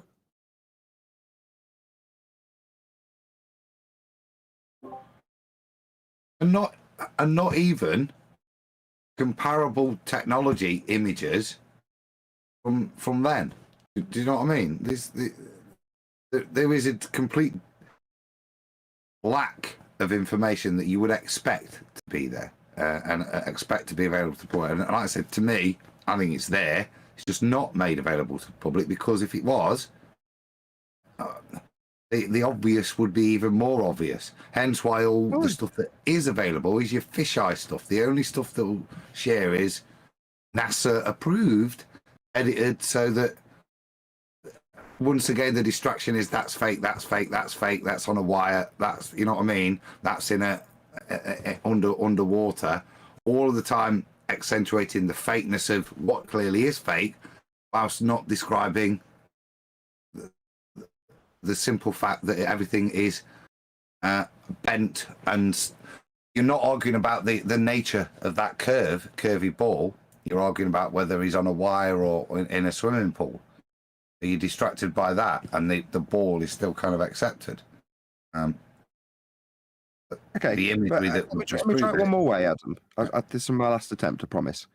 So, try it this way. You're in the 1940s, and you've got that technology in terms of lenses and photography, and that's the quality that you're getting back. The ones that you described that were composite, the black and white stuff on high altitude travel. Well, at that time, technology that you're describing with balloons and school kids sending up GoPros is significantly more advanced than they had in the 40s. In other words, you put yourself in the position of the person in the 50s and 60s, but you're a time traveler who's seen what the kids have sent up now, and you've got that privileged information. It means that we have got that when you consider where the changeover comes. But the point that they've got that high altitude footage, they know what it isn't, and they know what they've got to lie about and what the world needs to believe. They start pumping out the NASA stuff. But they've already got to that stage to draw that conclusion and know they've got to start pumping out the propaganda, right? But knowing what you know now, you're still yearning for more, and you've got, to say it, a bit of a sort of clinging on to the idea that they might have more than you've seen. Well, yeah, if you imagine that, let's say they had the technology of the kids today in the 50s, that's what they got to see in the 50s, right? And at that point, they were saying, we've got to start bullshitting the world here. We need to put together a team of cracked liars and green screens and high wire to keep this lie going about this heliocentric orbital world that we're supposed to be living in, because we ain't. And by then, all they've seen is, let's say they've got much better technology in the 50s, and it was the equivalent of what the kids had now. That's what they got to see and were hiding from the world. Just the quality of what you're getting now. In other words, the yearning that you've got to learn more is just probably the point that they reached that you're at now, but knowing damn well that there's nobody with a hidden cupboard full of information. They're it. Now, you're not it, but you're hoping that they've got a cupboard full of hidden information when you can retrospectively see with better technology that we can utilize, there's a limit to what you're going to find out about the sky. You know, and all it leaves you with is more yearning to find out more. But what you are presented with definitely don't jive with the heliocentric world. And that's all you've got.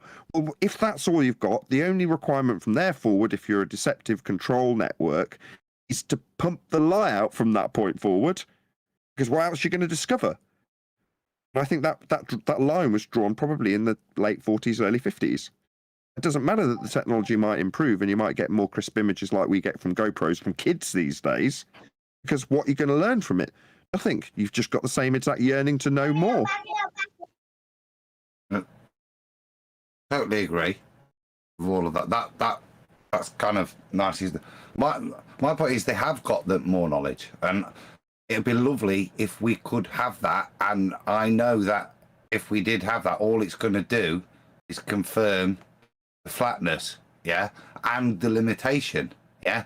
If by now that's what I'm saying. I'm not clinging on to there being more or anything like that. It's literally an acceptance that the powers that be, as you described, if what they let us have were those images in the 60s and then through later years, the data they do have, yeah, must be so bad for their cause that they could show just by setting up a really nice high-spec, wide-angled lens. Do you know what I mean? No, yeah, just observing it as it is, as close as the eye could tell. And that's not beyond the wit of man for us to have that imagery. It's not there. That's my point, and that's what's telling. You remind me of a drug addict. I spoke to this guy back in college. At the time, he was taking ecstasy tablets. This is 25 years ago or whatever it was.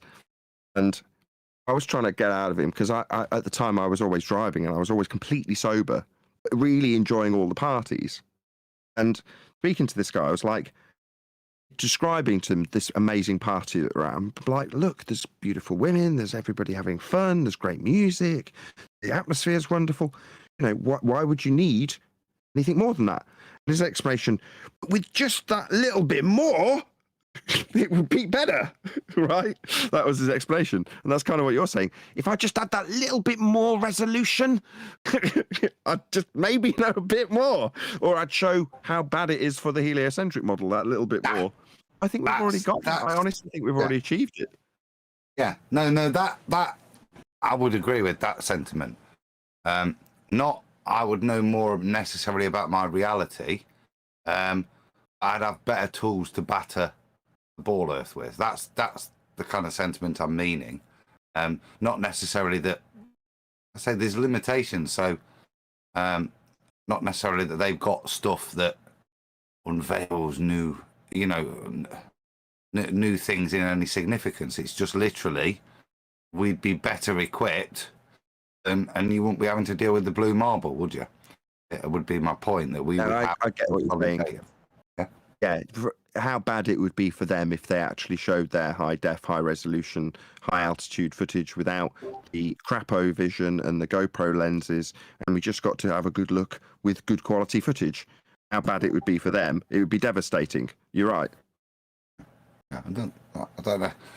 And how beautiful it would be to view it. That would be a pleasure. Not necessarily, like I say, unveiling any more truth of reality being, but why wouldn't you share that? The best I've seen is dog cam. And it comes to something when a crappy GoPro, given the amount of money that gets pumped into the sky vacuum propaganda, the best we actually get to see of the reality that is a high altitude imagery of our beautiful flat plane is from dog cam and people, flying up with tacos in stuff that's attached to one of the camera angles and crap like that, teddy bears and Lego, and that's the standard. That's as good as it's getting. That's as good as I've seen. Sad to say, but that's the truth of the matter, isn't it? And that's not government agencies with, this is, let's say, websites, colleges, schools, with limited budgets. Imagine the glorious imagery, 4K, stabilized with gyros in your super balloon, not with a shit balloon that pops when it gets to 100. Do you know what I mean? 210,000 feet. I'm sure we've got the ability to produce a lot better footage than even back then. That's the dreamer in me, Nathan. Yeah, I want nothing more. It's what I dreamt of as a rep when I was on the globe. I looked out the window of those planes, going, "I wish I could go higher." And part of it was I wish I could see the curve of the Earth, the physical geometric horizon we debunked with the black swan. I wanted to see it curving from high altitude. Now, if you could get a IMAX camera with all the reel film protected in a nice little bubble, gimbal stabilized, the full shebang, and send it up as high as you can get it, and get the imagery back down to Earth and processed and presented in an IMAX cinema, I would be the first in line. Yeah. Sounds like a good business plan. If you're out there and you're a cinematographer. Come on, Brian. I was just going to say, I'm going to burst your bubble for you. Unfortunately, you can only go so high with a helium balloon. You can make it really, really big, but you still have to deal with the weight of it. And you can add super brilliant cameras that might mean more weight again, but you can only partially fill it on the ground to get it to go up as high as it does. Because what happens is it's going to expand with the lower and lower the pressure gets, the more expansion happens. So when it reaches kind of the 20-mile mark, 24-mile mark or somewhere like that, it starts to super expand. So the problem is it only gets between 20 and 30 miles and just kaboom. And no matter what they do, it's still always going to be the case. Big or small balloon, the same. Sorry? Pressure venting valve. Yeah, but the thing about that as well is that's more weight. But and have a bigger balloon. If you're a government agency, that's my point. These things are perfectly overcomable. A community college that sends one of these things up can't have even better quality rubber. They get the standard thing off the website, and that's what it's limited to. Yeah, it's part of the controlled opposition. That's all you can have. Yeah, but come on, again, it's not beyond people's wit to figure out, well, the higher we go, the more it expands. What I've got to do, let a bit out, yeah, and the overall pressure is going to decrease. It's not, yeah.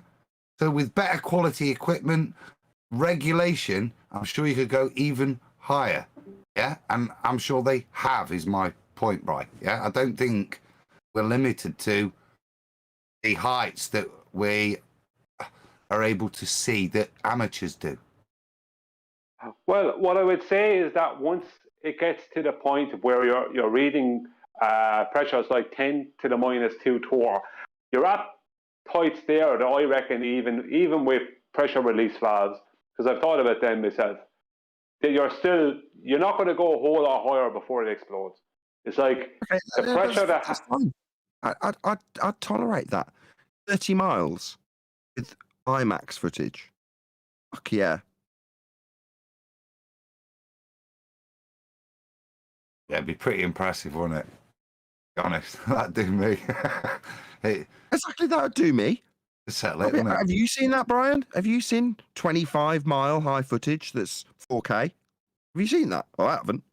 I think it was Dwayne Kellum, and actually Mr. Sensible did a pretty good one, to be honest with you, to give him his shoes.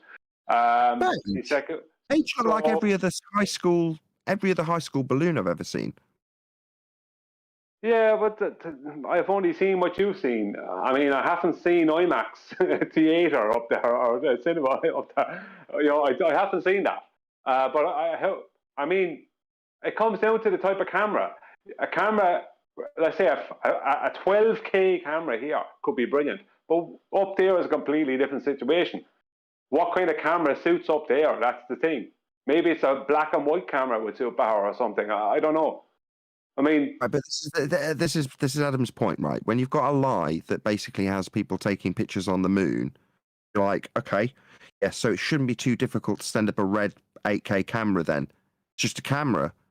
Stick it in something that's sufficient. If Linus Tech Tips can get 8K camera footage and the cinema can get 8K camera footage, then there's absolutely no reason why you can't have the weight compensation for one of those 8K cameras. And yeah, they're a fair old weight, but nothing like a broadcast camera from 25 years ago. By comparison, they're tiny. You're telling me we can't get 8K footage from 25 miles high? Why not? I'm not telling you can't, but no, not having to go at you. Well, what about infrared? What about infrared? Would that work better? You know, like Jay Tolan did up in the airplanes? Would that be better? Brian. The Predator. I'll ask the Predator on the panel if that's good enough.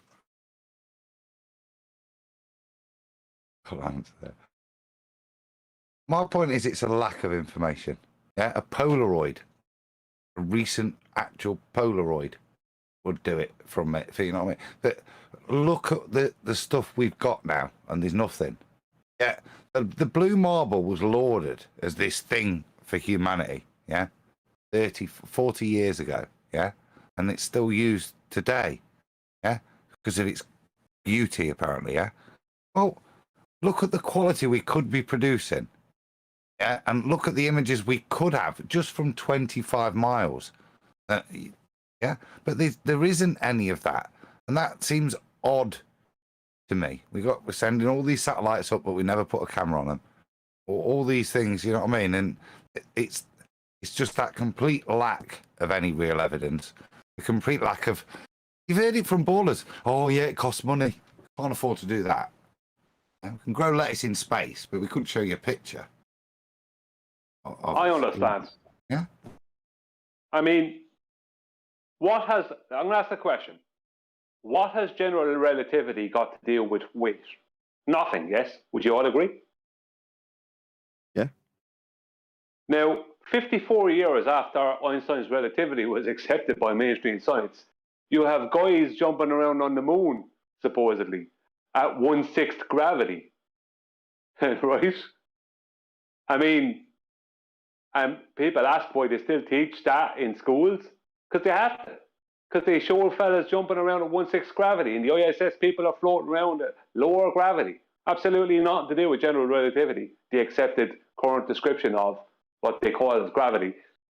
You know, it's like they can't show you what you're looking to see, because now that they have good technology and they have everything, they can't. The further technology has come and the further understanding has come, there's going to be less photographs of Earth from space in their like they're going to have to show you less, because all the ones they did have got scrutinized.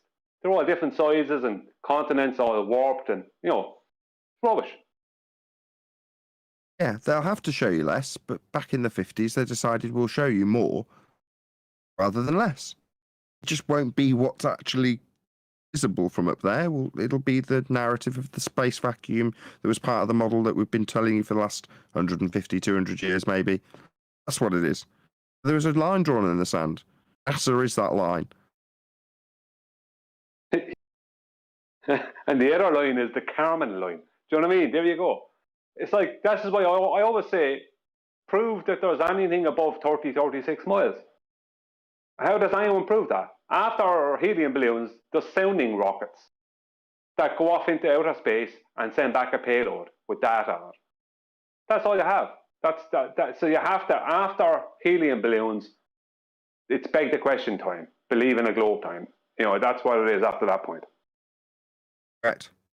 Yeah, there's a certain limitation to the sky that we have experienced and we can verify has been experienced by mankind. Beyond that, we've got nothing but lies. So that's where you draw your limit in terms of what we know we can get to. Now, when we were talking about 8 or 9 miles below that point, Brian, that's where I'm like, that's well within the capabilities of our assertion or achievement, that's the word, as mankind. I'd like to see it. I'm not asking for the absolute limit where you've just drawn it. What did you say, 35 miles? Well, yeah, around that. 25 would be fine. You know what I mean? Well, yeah, I'm not. I was say I'm not asking you to go and tap on the top of the dome. I'm just asking high quality footage of what is already achievable by college kids. Yeah, just high quality stuff of what's achievable quite easily by man. Yet we denied that and given excuses. Is the observation. Well, what you could do is you could triple up on the helium balloon. You could put a couple of helium balloons within helium balloons, like a Russian doll type situation. But of them all being equal size. You could use it like that. That would increase the overall strength, maybe. You could try that. I've thought about this, Bri. Right, Arwin, are you here? You're going to like this. Yeah. So instead of that, you have a proper Zeppelin, right? Which ordinarily at lower pressures you fill with the helium. Yeah. As you get to higher and higher stuff, and the outside pressure on the exterior case gets lower and lower, then what you do is evacuate it so that there's zero in there and it's just in a vacuum hovering in that really, really light air, so that it is even less than the low torr. That should work like a sky captain. Yeah, like burst prevention. Yeah. You're still Proper gonna have a sci-fi. freezing problem though. Can't freeze a vacuum. No, but It doesn't need to breathe. it's a balloon, so it's gonna go brittle if it gets too cold eventually. I'm sure with enough technology behind it, you can isolate a camera to look through a lens and the weight can be compensated with. Doesn't matter if it's valves or whatever. This just doesn't sound that hard. I'm saying doesn't sound that hard with a lot of cash to do it.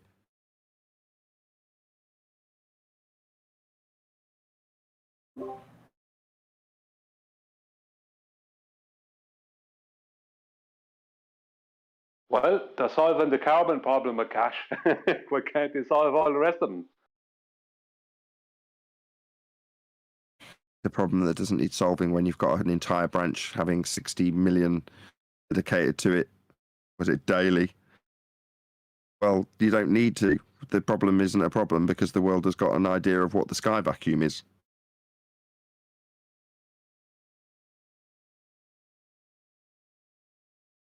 Well, I reckon we should maybe put our heads together someday on the show and look for any suggestions from any side of this argument for how to create the greatest way we can actually get up there the highest with the best footage. Okay, I've Because got I an don't know idea. much about cameras. Well, you know, I like to think I'm quite well versed in this sort of thing. You had a Zeppelin, right? And you sent it up quite high, and it had a valve to release the pressure when it got really high. I think that I kind of copyright that, Nathan Oakley, 1980. Yeah, but Adam said a proper Zeppelin, not just any other Zeppelin, a proper one. Who is this Adam you speak of? Proper Sky Captain airship, yeah? Yeah?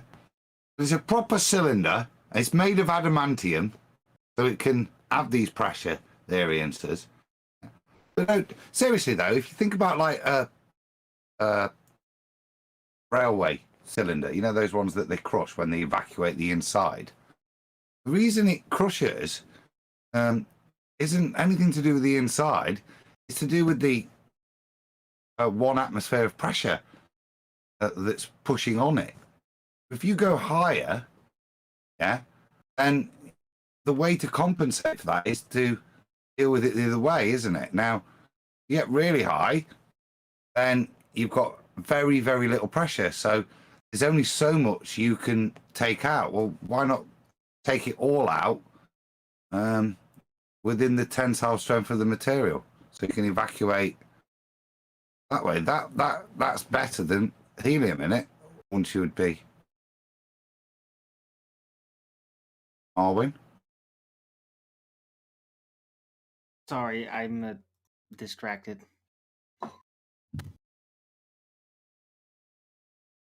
Jordan Peterson does some excellent lectures on the dangers of alcohol.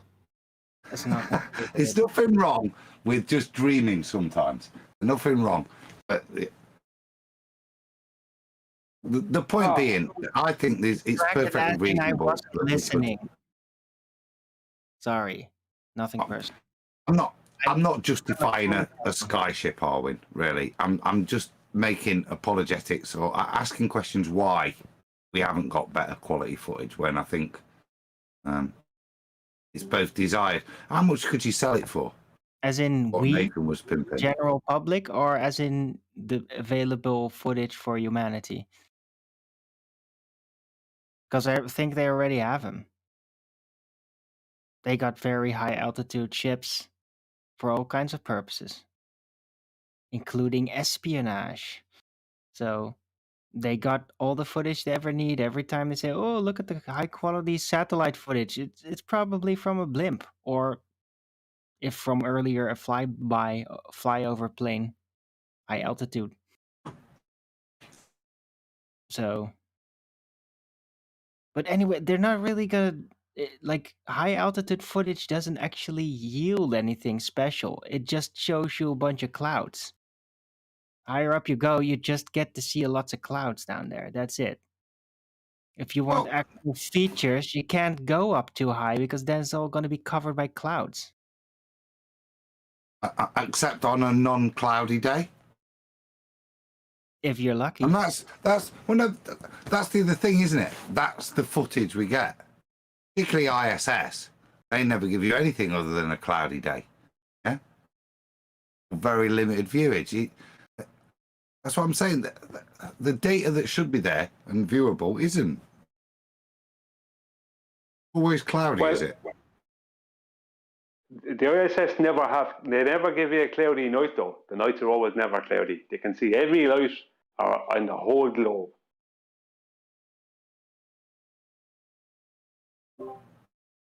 And a glowing green orb around covering their globe, yeah. That whole thing is highly unnatural. Like the way they show that is modeled. That's not raw footage just bent in a sphere. Like they worked on that footage. like edited studio editing. So that's not how it looks at all, what they show at the ISS footage, the nighttime ones. Use the same sort of stuff for the National Geographic footage. Like, that's all edited. That's not how it actually looks.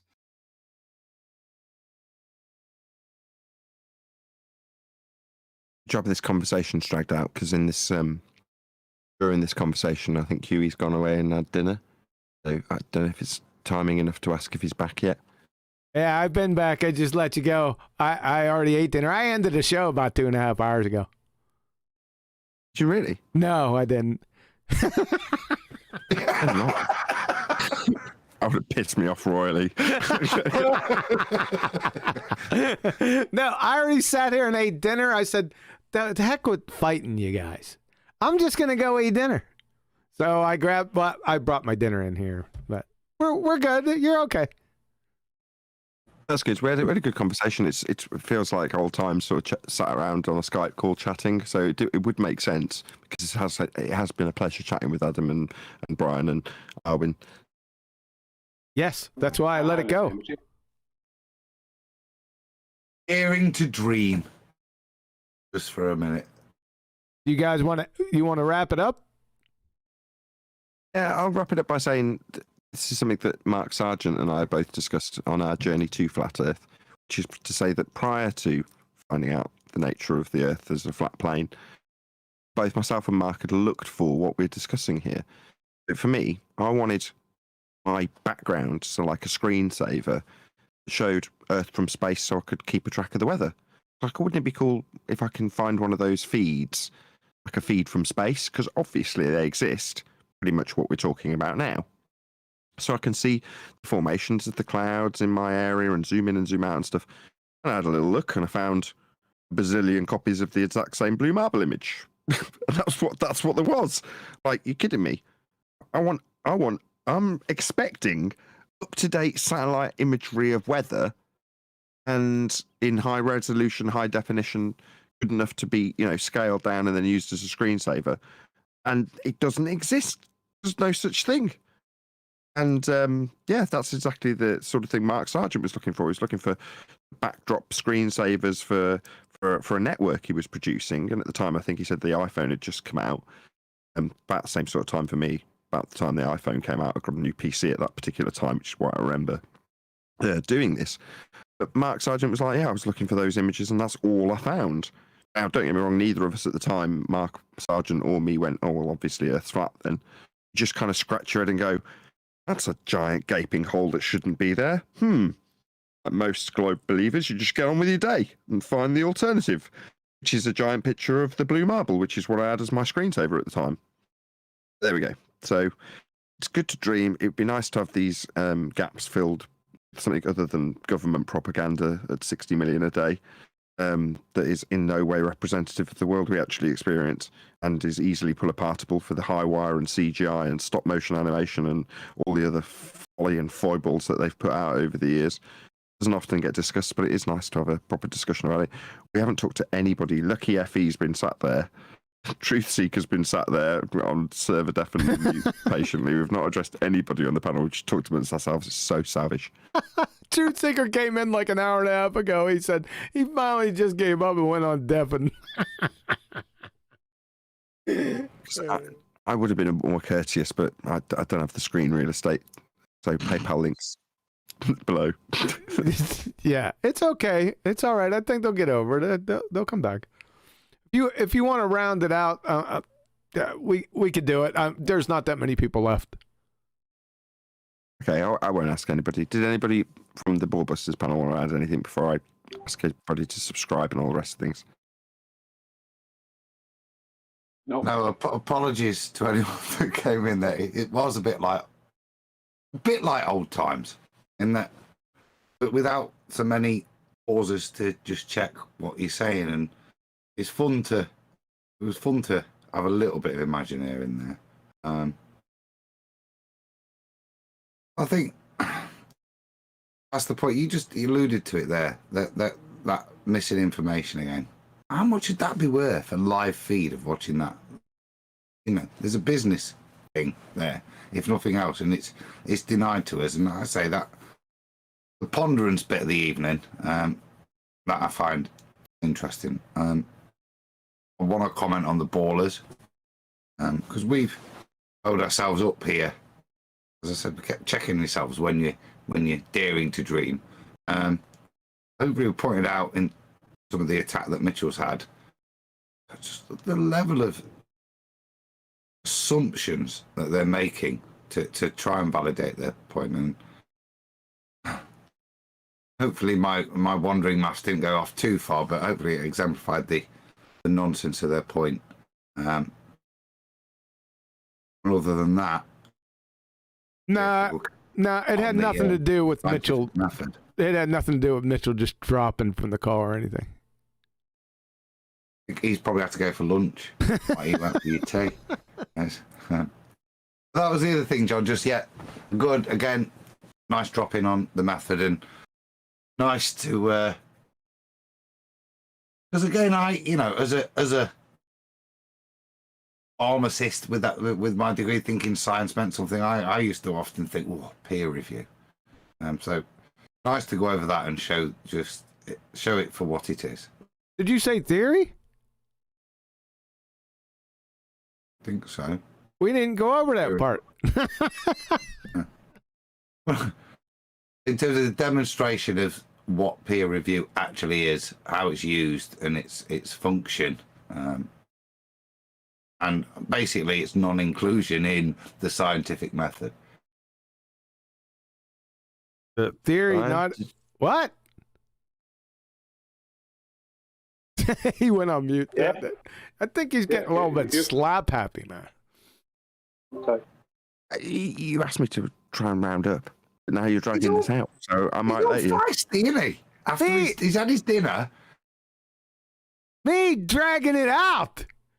Yeah. Shit.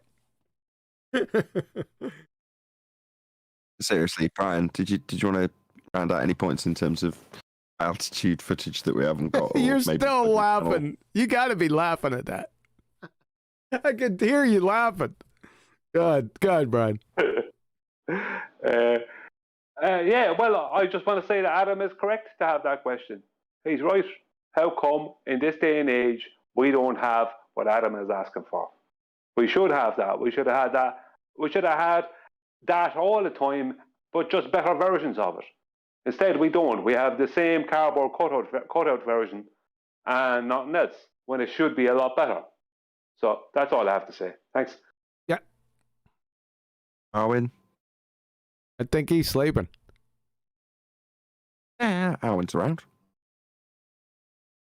I think so. Okay, well, if Arwen's not around, I'll forgo anybody plugging anything, including myself, and just round out if that's good by you. What about Lucky FE, in case? Yeah, we just skipped over. QE wasn't around taking people off mute. He asked me if I was going to do it, and I said I couldn't, and then he just buggered off for dinner. They've all been neglected, but it's not my show, so I've got absolutely no guilt about that. I didn't bugger off for dinner. I had pizza, right? So I ran out real quick. I didn't actually run because I knew you guys are like two old biddies talking, so I just moseyed my way on out there about 3 times to pick up more pizza, then come back and just ate them. I've had a nice old natter, John. I've kind of forgot we were on Ballbusters, and me and Nathan just having a. Oh no, it was quite. It sounded like Nathan said. It sounded like one of those old Skype calls, right? That's it. He hit it right on the button. It's exactly what happened. I thought it was good. That's why I let the audience in on it, because that's what it was. That's what it was like. I enjoyed it. Good stuff. In that case, depending on whether or not you've got your fingers on the buttons, which you didn't establish with me, by my hints. No, I don't have my fingers on the buttons. I got to say a couple things before we go, but you can go ahead and round out. Go ahead. I would have come to you next anyway to ask you if you've got any things to add. That would have been my next thing, but I do. You need to cue things. I do. I have one thing to add. QE Live on Tuesday is going to be a tad bit early. It might be 1:30. 1:30. Same thing.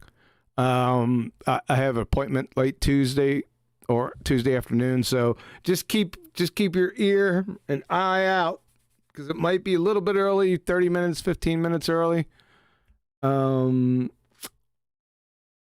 than that, that's going to mess with Neil's head when he tries to figure it out for the UK, because it could be 30 minutes early, wouldn't it? Which means it'll be technically 30 minutes later than it has been, even though it'll be 30 minutes earlier than the scheduled time. Yeah, it'll throw them off.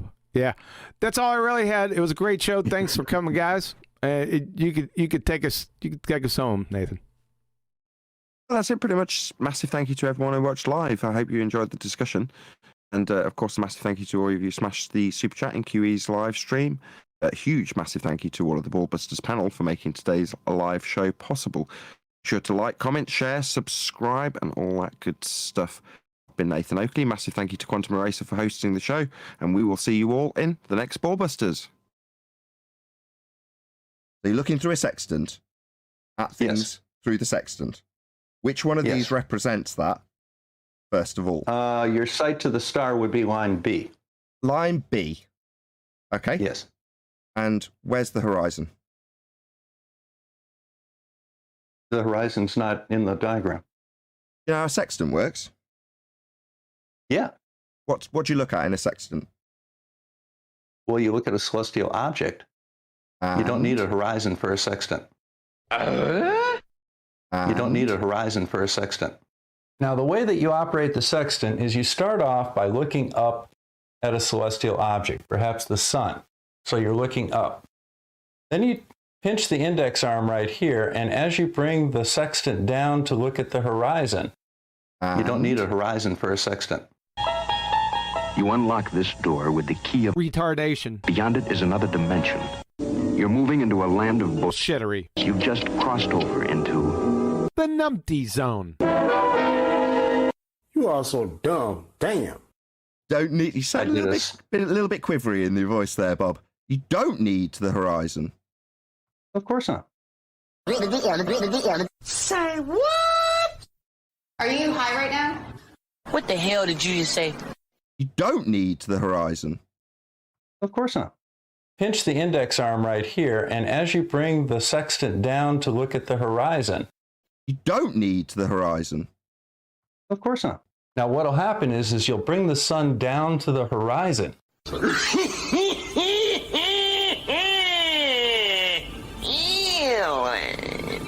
You're just being asked, do you know what dip correction is? If you don't, that's fine. Just say no. If you do, just tell us what dip correction is, Bob. Dip correction is related to the angle formed between your horizontal and the horizon as you look down from an elevated height. You don't need a horizon for a sextant. Pinch the index arm right here, and as you bring the sextant down to look at the horizon, you don't need a horizon for a sextant. Your HS is your angle, is your altitude from the celestial object to the horizon. You don't need a horizon for a sextant. Now, what'll happen is you'll bring the sun down to the horizon. Is that what you're stating the horizon dip correction is? Well, you look up to the celestial object and down to the horizon. You don't need a horizon for a sextant. Well, you look up to the celestial object. You don't need a horizon for a sextant. And down to the horizon. So you don't need a horizon with a sextant, no. Everyone stop. Just want to clarify what he said. So you're saying that when you use the sextant, it's literally pointed downwards towards the lower horizon on your sphere. I'm not going to try and get you in a gotcha. I'm just clarifying your position, Bob. That's absolutely correct, Nathan. Fine. You don't need a horizon for a sextant. Now, what'll happen is you'll bring the sun down to the horizon.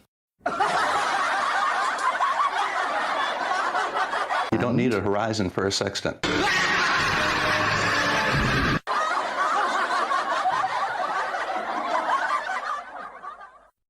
ahead, 10th. He said he doesn't use the horizon. I want him to affirm that. Yes. Now, the way that you operate the sextant is you start off by looking up at a celestial object, perhaps the sun. So you're looking up. Then you pinch the index arm right here, and as you bring the sextant down to look at the horizon, so you don't need a horizon with a sextant, no. Oh, son of a... That's gonna leave a mark.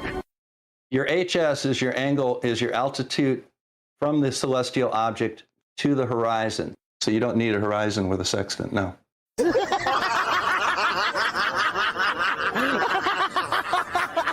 Your HS is your angle, is your altitude from the celestial object to the horizon. So you don't need a horizon with a sextant, no. Now, the way that you operate the sextant is you start off by looking up at a celestial object, perhaps the sun. So you're looking up. Pinch the index arm right here, and as you bring the sextant down to look at the horizon, so you don't need a horizon with a sextant, no. Now, what'll happen is you'll bring the sun down to the horizon, so you don't need a horizon with a sextant, no. Until the very lower limb of the sun, the bottom edge of the sun, is just touching the horizon. You don't need a horizon for a sextant. And then what you do is you rock it back and forth a little bit to make sure that you are at the bottom of the swing so that the sun is literally just touching the horizon. You don't need a horizon for a sextant. And then you read off your angle. So you don't need a horizon with a sextant, no. Turn out the lights. Double speaking, pretender clown face monkey. The party's over. They say that all good things must end. Ballers scattered on dawn's highway bleeding. Fallacies and refravity crowd their fragile eggshell minds. Oh, well, everybody's heard about the bird. Bird's a winner. You're a clown.